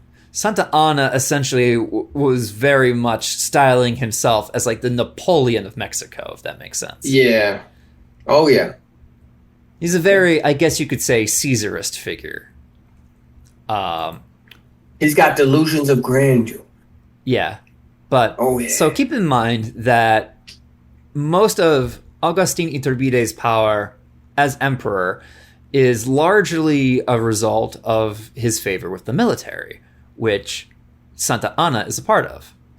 And because, and he starts to take notice of Santa Anna, and he's afraid that he's going to start this rebellion. So Iturbide relieves him of his rank as colonel. So rather than obeying the emperor's decree and demotion, Santa Anna raises arms. He gathers his support, and he convenes for the convening of Mexico's new Congress, and he and a bunch of others proclaim a new republic. But 4 days later, he actually tones down the republicanism stuff quite a bit. And then he kind of just simply calls for the removal of Iturbide as emperor, and what is called the Plan of Casamata. So the Plan of Casamata was essentially this formalized plan to elect a new constituent Congress, which Iturbide had dissolved in 1822. And the plan sought to establish a new republic. So during this whole fracas, I guess you could call it, the Mexican Empire is experiencing some armed insurrections between Republicans and imperialists. People loyal to, obviously, the imperial government, and people who are more revolutionary or reformist. So yeah, and we'll get into that too when we talk about the Federalist and the Centralist. It's going to play a huge role in the Texas Revolution, well, starting it. Yeah, so the Army of Mexico is kind of largely successful in putting down a lot of these insurrections that are popping up across the country, except the ones headed by Santa Anna in the city of Veracruz. And eventually they come to this agreement with a general by the name of Echavarri.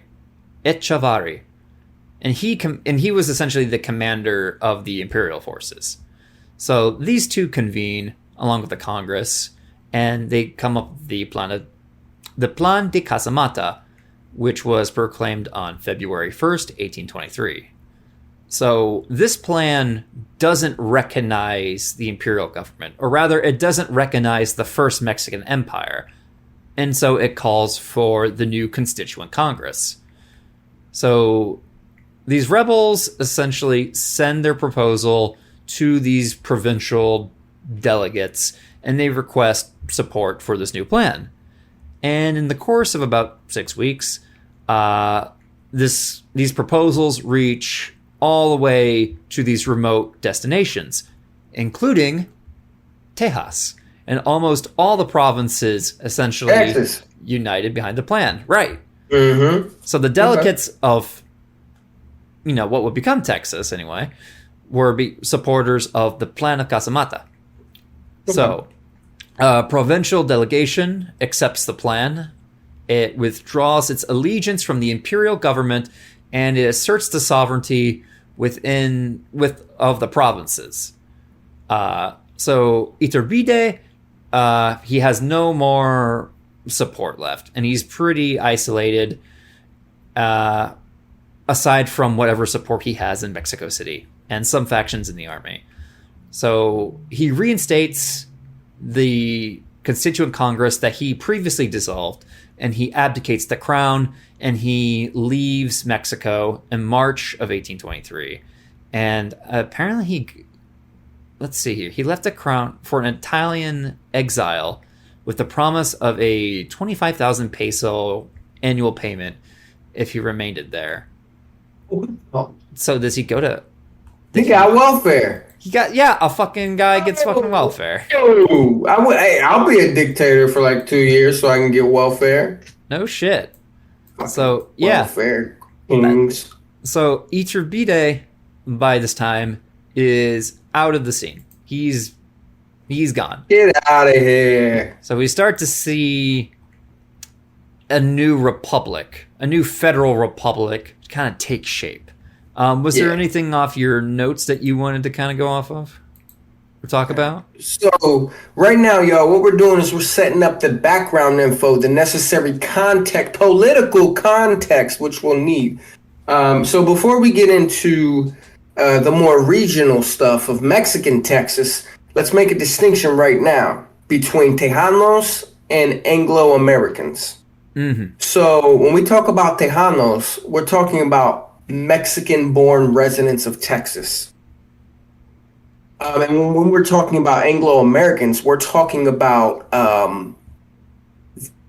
Americans of European descent that immigrated into Texas. People essentially coming from the United States. Yes. Yeah. But it's important to know that they weren't Tejanos. They weren't Mexican-born residents of Texas. Right. Yeah. So we need to make a distinction between those two. Precisely. And, I guess I can start on my notes here. Yeah, go for it. Yeah. So check this out, right? Texas, as we know today, is a land of the Lone Star State, right? They have a Lone Star on their flag, and they're very individualistic. They're very much, government don't tell me what to do. And I think this comes from even before Texas became its own official country and before Texas became a United State. Mm-hmm. A state of the United States. So here's a passage that I found interesting. The new Mexican government, the one that you were talking about, was bankrupt and had little money to devote to the military. So the settlers, those who settled in Texas, whether they be Tejanos or whether they be Anglo-American immigrants, the settlers were empowered to create their own militias to help control hostile Native American tribes.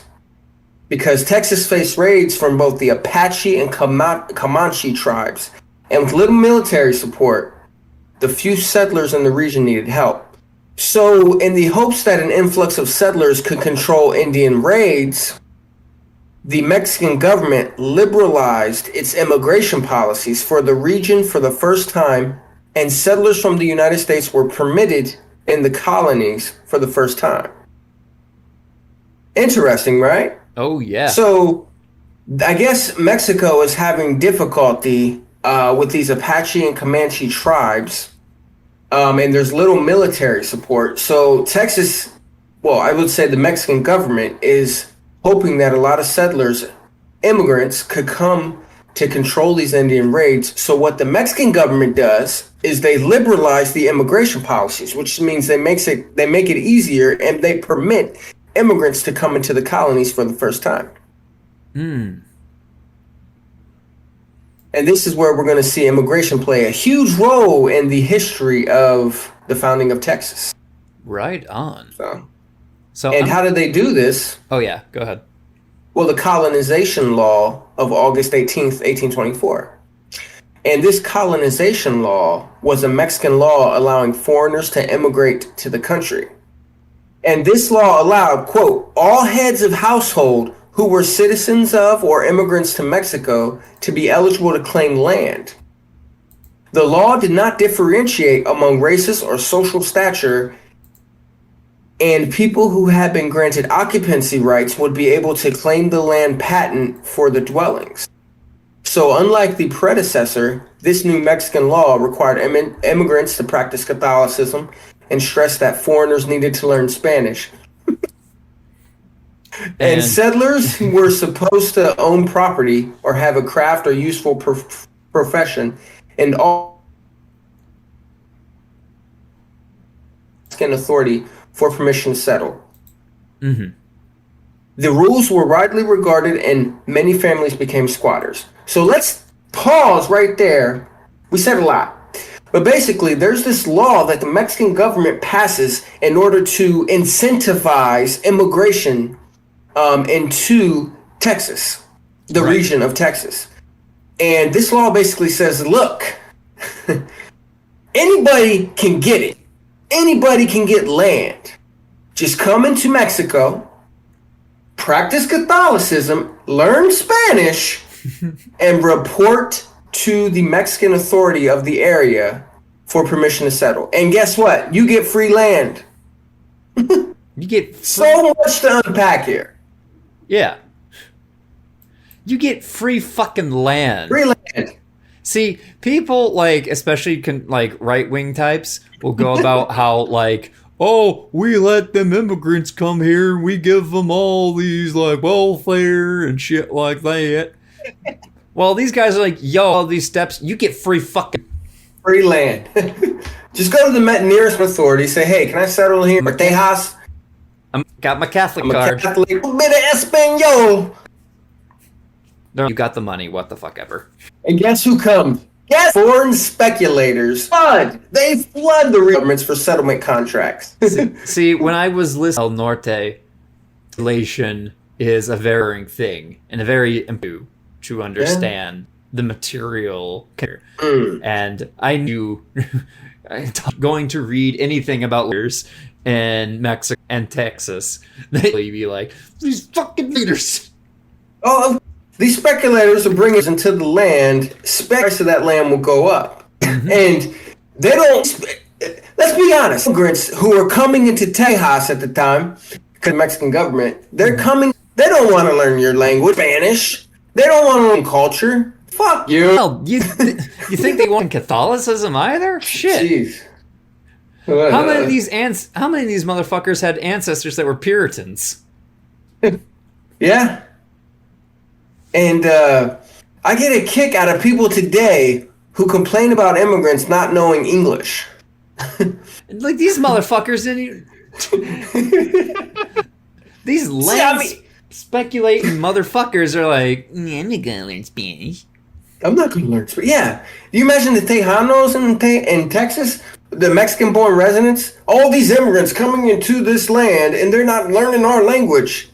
I mean, the parallel... I don't even want to say parallels. What I want to use is... What's the opposite? An inverse? This is reversed from today's nativist anti-immigration people. This is reversed. It's more imperialist, I guess you could say. I don't know. I guess you could call it imperialist. But yeah, so this is all happening in what is formally, anyway, the state of Coahuila y Tejas, right? Yeah. It's not considered Texas yet. There is no independent Texas, no Republic of Texas. It is the Mexican state of Coahuila y Tejas. Yeah. And in 1825, only 3,500 people lived in there. Mm-hmm.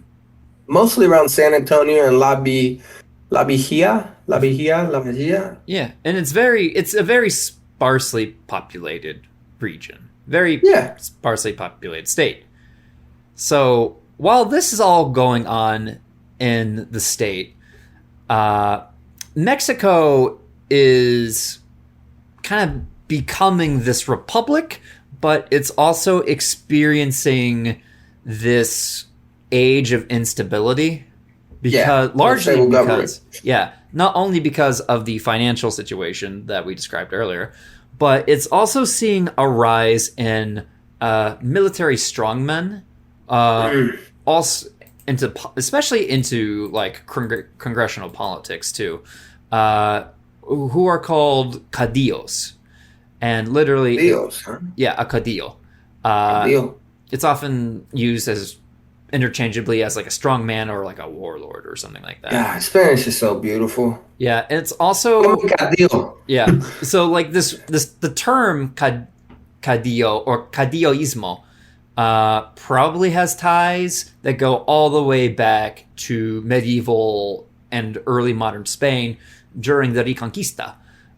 So like guys like Cortés and Francisco Pizarro.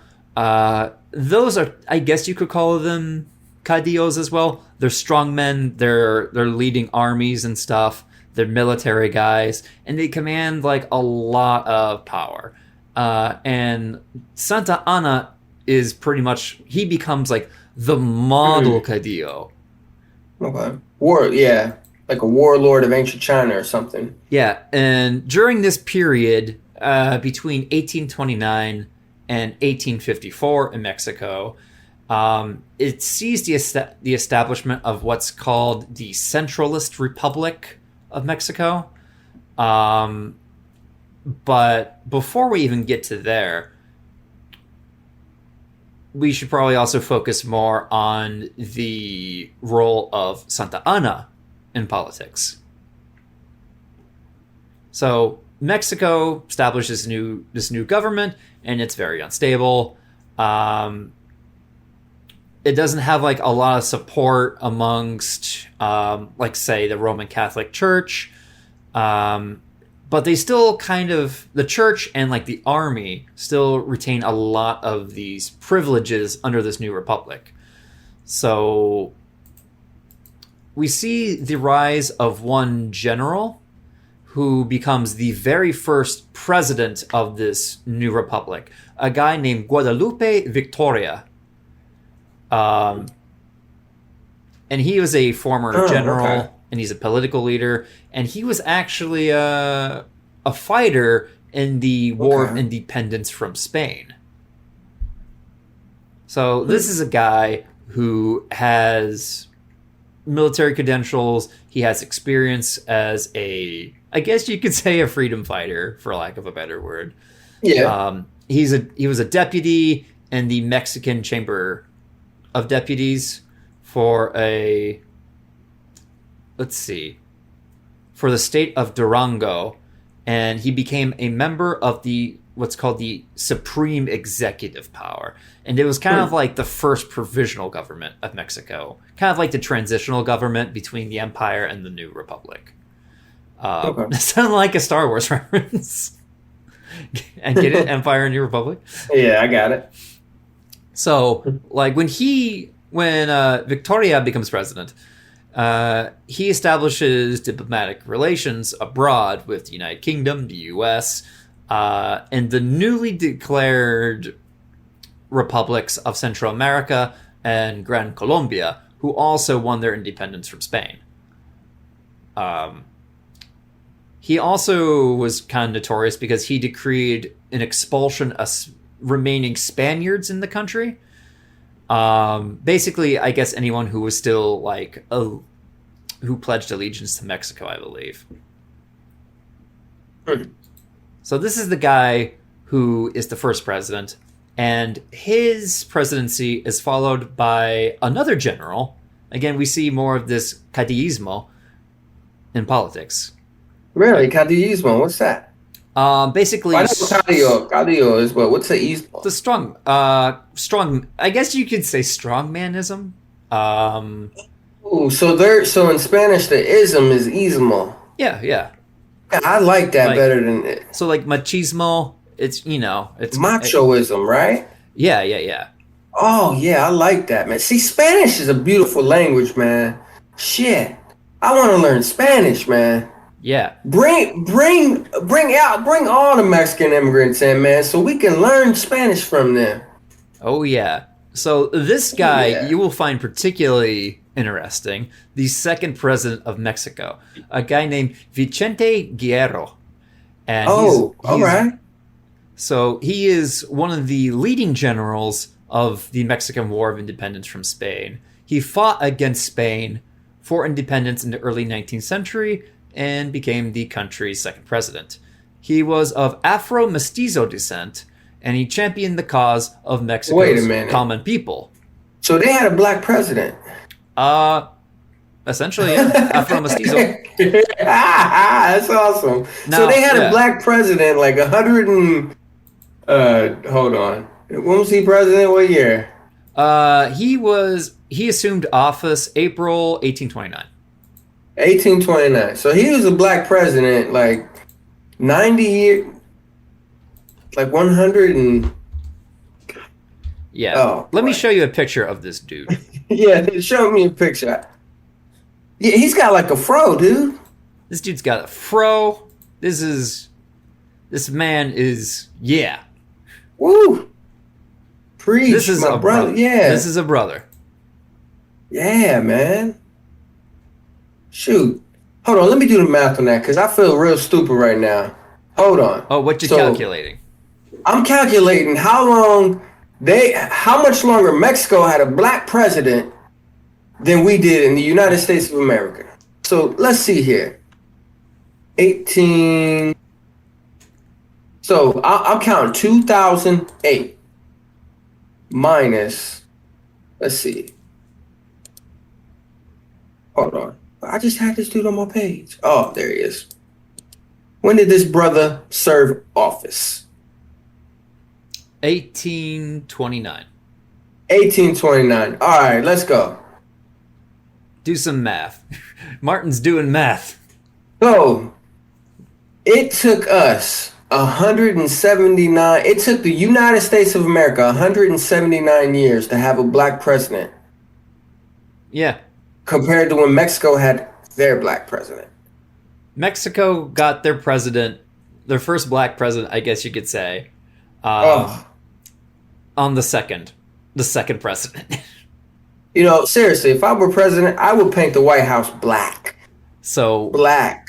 Like, I should also probably point this out, that he is a Afro-Mestizo, which, if we're going based off the casta system that the Spanish invented, I think that is something that is actually distinct from being, purely African in the racial hierarchy at this time. So, although, like, from a modern point of view, you could say he actually is, like, Mexico's first black president, that's someone might argue that it's actually anachronistic to actually say that. That makes sense. Because racial categories, like black and white, they mean different things in different countries. Yeah, because when we say... when we're talking about race in, like, the black and white sense, that's a very American thing. Yeah. Whereas in Mexico, it was... In other territories than the Spanish Empire, it's very different. There's a lot more categories, and there's a lot of overlap between the categories. It's not like a binary. It's very blurred, and there's a lot of gradients. But another really cool thing about this dude is that during his unfortunately brief term, and I'll get into reason why it's so fucking brief, is that this dude abolished slavery on a national level. Yes. Fucking king abolishing slavery. Fucking Vicente Guerrero of fucking Chad. Hey. Oh, why are you using incel language? Well, he's a Chad. He's got the chin and everything. I see Chad as douchebag. I see Bukalele Bukaki as he's not a Chad. He's the virgin Bukalele. Yeah, so this dude, Vicente, I do not know. Guerrero? How do you say that name? Vicente Guerrero. Guerrero. Do you have to trill the R? I don't know. Guerrero. Anyway, Vicente Guerrero, sorry if I butchered that. He abolished slavery in Mexico. Yeah. So, however, his reign, or I guess his term as president, pretty short for reasons that involve that kind of hint back to this period's instability. So he essentially died in a coup led by conservative and ex-royalist supporters that captured and executed him in 1831. 1831. Oh my God, hold on. I'm reading a little long. I'm reading further down. So this dude, Anastasio Bustamante, tell me he's not in the mob. Anastasio Bustamante. Anastasio Bustamante. Yeah, he sounds like he's in the fucking mob. This son. Anyway, he's the one who denounced him or deposed him? He was, yeah. So Anastasio Bustamante was vice president at the time. And he ousted him in an armed rebellion in December 4th, 1829. So Guerrero leaves the capital to fight in the south because I think there's an insurrection going on. Okay. But he ends up being deposed by Mexico City's military garrison while he's away in December 17th of 1829. So Guerrero returns to the region of southern Mexico where he fought during the War of Independence to kind of, recuperate. So, but not all is well in that area either, in southern Mexico. So he's basically, this is essentially like, even though it's a coup, it has like signs of like a civil war almost.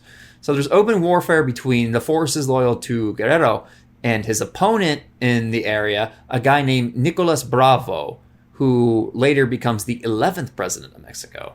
So Bravo was a royalist officer, and Guerrero was an insurgent. He fought against the imperial government, and he fought against Spain.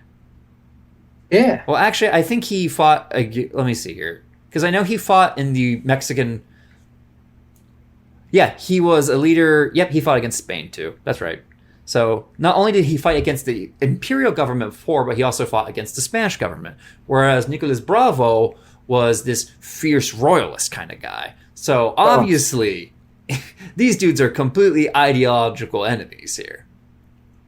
So Bravo controls the regions of the area, including the town that Guerrero was born in. And essentially, Bravo's support is coming from these white elites in the area who kind of support like this conservative royalist agenda. So conservatives around 1830 consolidate their power while he's away in Mexico City. Vicente Guerrero is away, right? Yeah, and Vicente Guerrero is captured in Acapulco. And it's really sad. It's because he's like essentially betrayed. His own dude did him dirty, man. Yeah. So through treachery, Vicente Guerrero is captured in Acapulco. Let me see here. I'm trying to trying to go further. He's later, so he and a few other aides are taken captive, and they're sent to the port of Huatuco. It's kind of like a port town. And he's turned over to federal troops. And he's taken to Oaxaca. Oh my god, I can never pronounce this word. Oaxaca? I think it's Oaxaca City. So, yeah, he's taken to Oaxaca City and he's tried by a court-martial.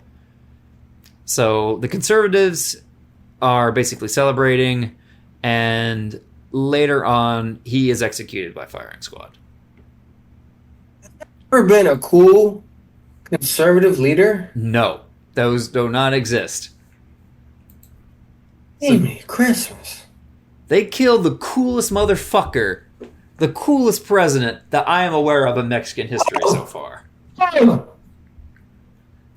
So they killed this dude.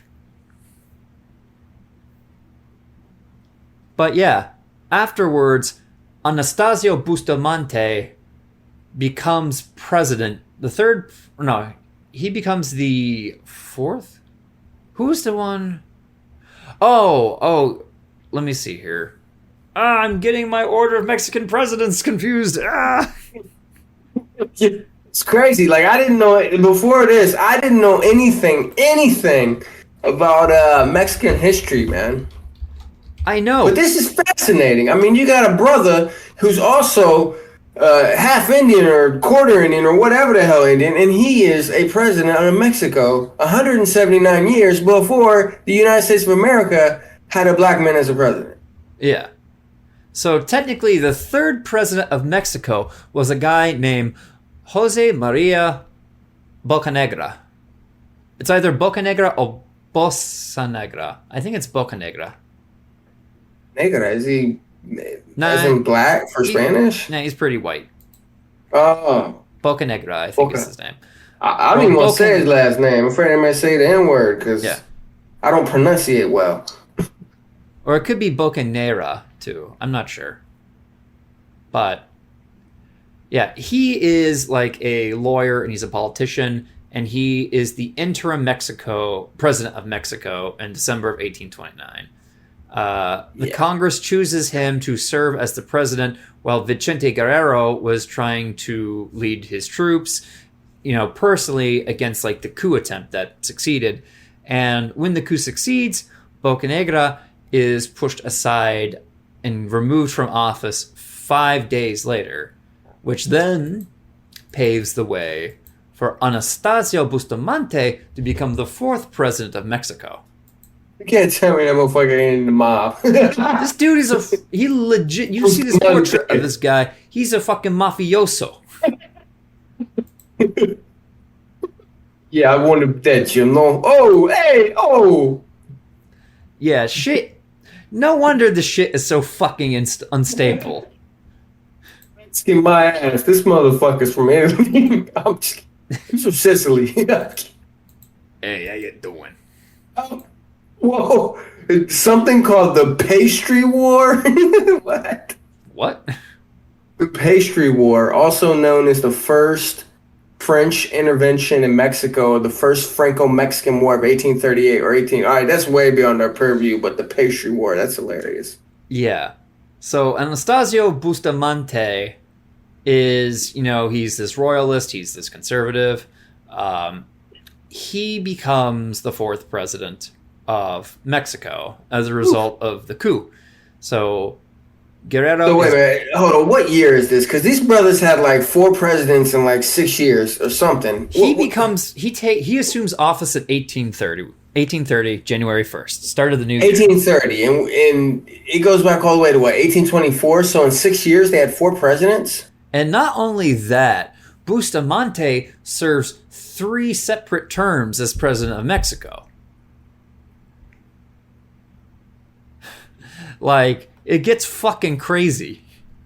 So during his first term, after he assumes power, he expels the minister from the United States, a guy named Joel Roberts Poinsett. And he issues a law prohibiting American immigration to Mexico. And he returns this. We'll get there. We'll get to that. We'll get next there. week. Yeah. Yeah, and he of why. Yeah, he returns this conservative statesman, a guy named Lucas Alemán, to power. And he's like a very conservative politician. He's a historian. He's a writer, scientist. He has been called the arch reactionary of the epoch. And this guy, Alemán, seeks to create a strong central government based on a close alliance with the army. So, eventually, in 1832, a proclamation is decreed called the Plan of Veracruz. And this occurs in 1832. And it essentially is a nationwide garrison. It's a nationwide insurrection against the Mexican government. And initially, it's meant to remove the unpopular ministers from the cabinet of Anastasio Bustamante. And can you guess who is actually the spokesperson for this movement? Santa Ana. Motherfucking Antonio Lopez de Santa Ana. Yeah. So this guy's like the chameleon. Like, he's behind everything, man. Oh, yeah. This dude is like... fucking Alcibiades of Mexico. He's like fucking Julius Caesar up in here. So this guy, he's leading an armed uprising 5 days later. So the plan initially was actually opposed by most of the garrisons and state legislators at the time. However, eventually, political military forces gradually joined together to fight the Bustamante government. And they topple it at the end of the year. So it looks like they succeed in 1833. So this concludes that was just the first term of Bustamante. Okay. Oh, okay. Yeah.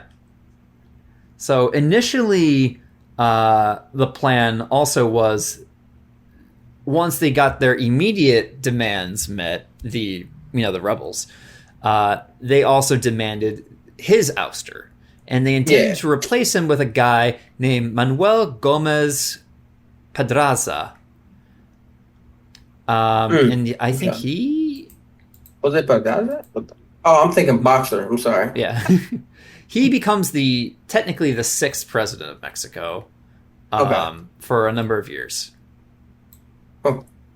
So but moving on, so Bustamante is exiled to France, and he's essentially working as like a military inspector, and he's inspecting like troops and medical facilities. He returns to Mexico in December 1836. And he is called back, essentially, by a different president, a guy who becomes the 10th president of Mexico, Jose Justo Coro. He calls him back to help fight the Texas War of Independence. And however, once he returns to the country, the Congress declares Bustamante president again in 1837. His third term occurs... let me see here. How does his second term end, you might ask? Let me see here. Bustamante temporarily vacates the presidency March 20th, 1839. And eventually, he becomes president again for his third term, July 9th, 1839. And his third term lasts until September 1841. Let me see here. I'm trying to kind of summarize all this information. There's a fucking lot. It turns out, let's see here. So during this term, the boundary between Yucatan and Belize are established. Treaties are signed with Belgium and Bavaria, and the government reestablishes relations with the United States.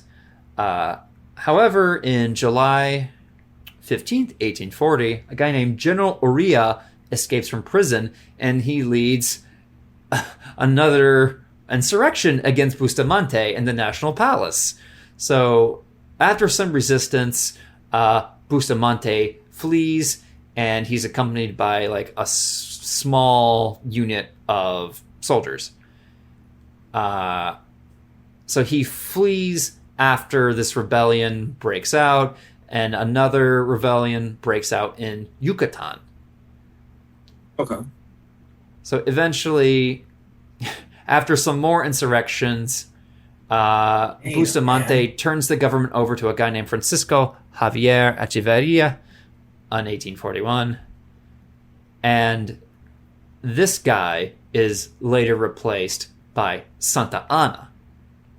Oh, so Santa Anna actually becomes president. Oh, yeah. Eventually, he becomes president. Well, it took you long enough, motherfucker. There's a fucking lot, okay? Jeez. And I ain't no expert. You're the history teacher here. So No, not you. I'm talking about Santa Anna. I'm saying it took him long enough to become fucking president. Oh, yeah. Santa Anna also, it's not just the first time he becomes president either. Because I think we should do the next episode and focus more on Santa Anna, I think, and the next part. I think Santa Anna serves multiple terms as president as well. Yeah, it's fucking crazy. Well, he said he was in office in 1853, but he was doing all the behind-the-scenes shit before that. Yeah, he holds office, it appears, 3 separate times. So, oh, yeah, holy so shit. his first time is in 1847, his second time, another year, another month in 1847, and then the third time is 1853. I'm confused. It says he was president of the United Mexican States in 1834. Right. Oh, man. Because man, remember, Mexican history is like a maze, man. It gets complicated. And I think next week we hope to clear any of the confusion. You know, what do we mean when we say the Republic of Mexico? What do we mean when we say the Empire of Mexico? What do we mean when we say the Centralist Republic of Mexico? What do we mean when we say the United Mexican States? That will be our next episode next week. So, Martin, any closing thoughts? I never thought mazes exist in Mexico, but gee, many Christmas, Mexican history, especially in the 19th century. Whew. Pretty damn chaotic. And mind you, the Texas Revolution, the thing that we're actually trying to get to, we actually somehow managed, just by talking about these presidents, these caudillos taking power, we actually go well past the revolution. Yeah, and also, but it's important. You might be thinking, man, y'all got a topic. We actually didn't, because we were building the foundation, the context for the instability of the Mexican government. So right. And also, while we were doing that, too, we also did talk about how the early foundations of Texas. Because Texas history is all tied with this fucking history that we discovered. Oh, yeah. Yeah, absolutely. Yeah, because... And I learned about the great Vicente Guerrero, man. Whoa, what a guy. Fucking Chad. I don't know what the Spanish word for a Chad would be, but whatever it is, he's that. Maybe Carlos. I don't know. But Carlos. I think... Oh, it's Charles. I think covering this instability is actually very important to understanding the Texan Revolution, because part of the reasons why the Texan Revolution was so successful is because the central government in Mexico is so unstable and just a fucking clusterfuck. Well, I mean, didn't Santa Anna He led the expedition against the Alamo, right? Yeah. We'll get okay. And we'll cover that when we kind of cover Santa Ana next week. Because boy, this history is a wild, bumpy ride, like a wooden roller coaster. You feel me? You get splinters up your butt. This history is like 5 roller coasters, but all their tracks are kind of intersecting with each other. All right, but yeah. So were those your closing thoughts?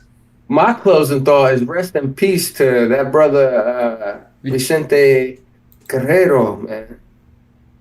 Oh yeah, he's henceforth my favorite president of Mexico. Like, at least what I know about him. I mean, I could learn more that made me think he's an asshole, but at least what I know about him. Yeah. Look at this last line. According to Theodore Vincent in his book, The Legacy of Vicente Guerrero, Mexico's first black Indian president, he has been described as the greatest man of color to ever live. Woo! Damn. Oh, he's getting. I think America has a lot to learn from Mexico. And not vice versa. Yeah, the state of Guerrero is actually named after him. Oh, yeah. And in my head too, I know this is probably wrong, but I'm sure the wrestling family Guerreros are named after him as well. I'm just messing up. It's a proud name. It's a proud name. I think it comes from war or something from Spanish. Because isn't a war in Spanish like? No, that's guerra. Oh, yeah, okay. Tripping. Yeah, I don't actually know the origins of the name Guerrero. Okay. Actually, so I just Googled. Well, my name means like warlike if you, or seafaring. Oh, it actually does originate from the Spanish word for warrior. Yeah, warrior, baby. I wish I knew how to pronounce it right. How do you pronounce that right? Do you trill the double R's? I think you Guerrero? I don't even know. I think you do trill the R. Okay. Somebody who speaks Spanish, please critique our Spanish. You people who can speak Spanish is so freaking beautiful, man. Get the goddamn rednecks out of America and bring me more Mexican people in this country, man. Because Spanish is awesome. Yeah. Get the fuck out of here, you redneck fucks. There's my closing thought.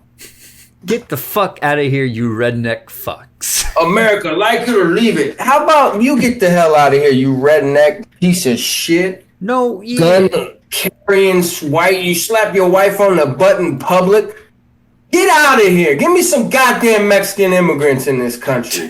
Fucking rednecks. I hate you. That actually happened. I saw a redneck at work Sunday.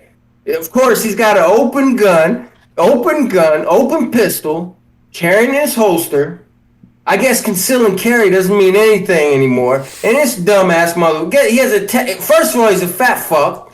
He's got a tattoo on his arm, his left arm, of the American flag, but it's splotchy. It looks like it looks like the American flag has been torn to pieces, and his tattoo looks like it was glued on in pieces in his arm. Ew. I guess he can't see the irony. And this fat fuck was walking around with a gun. You can criticize him, but you don't have to call him, fat. I don't know. I don't really do no offense to fat people out there, but this redneck fuck, he was, like I said, tattoo, gun, poster child for redneck, slaps his wife on the ass in public in front of everybody in the store. Oh, man, I couldn't have glared at that motherfucker any harder, man. Get him out of this country and give me some Spanish-speaking people. I am pro-immigration, man. No borders, amnesty, everywhere. Yes! You get to be an American. You're an American. You're an American. We're all American because we live on the American continents, for Christ's sake. Based. All right. That's my closing thoughts. We got some fucking hot takes burning like the fucking sun up in here. Oh, I'm hot, man. I'm so hot. I'm gonna get naked after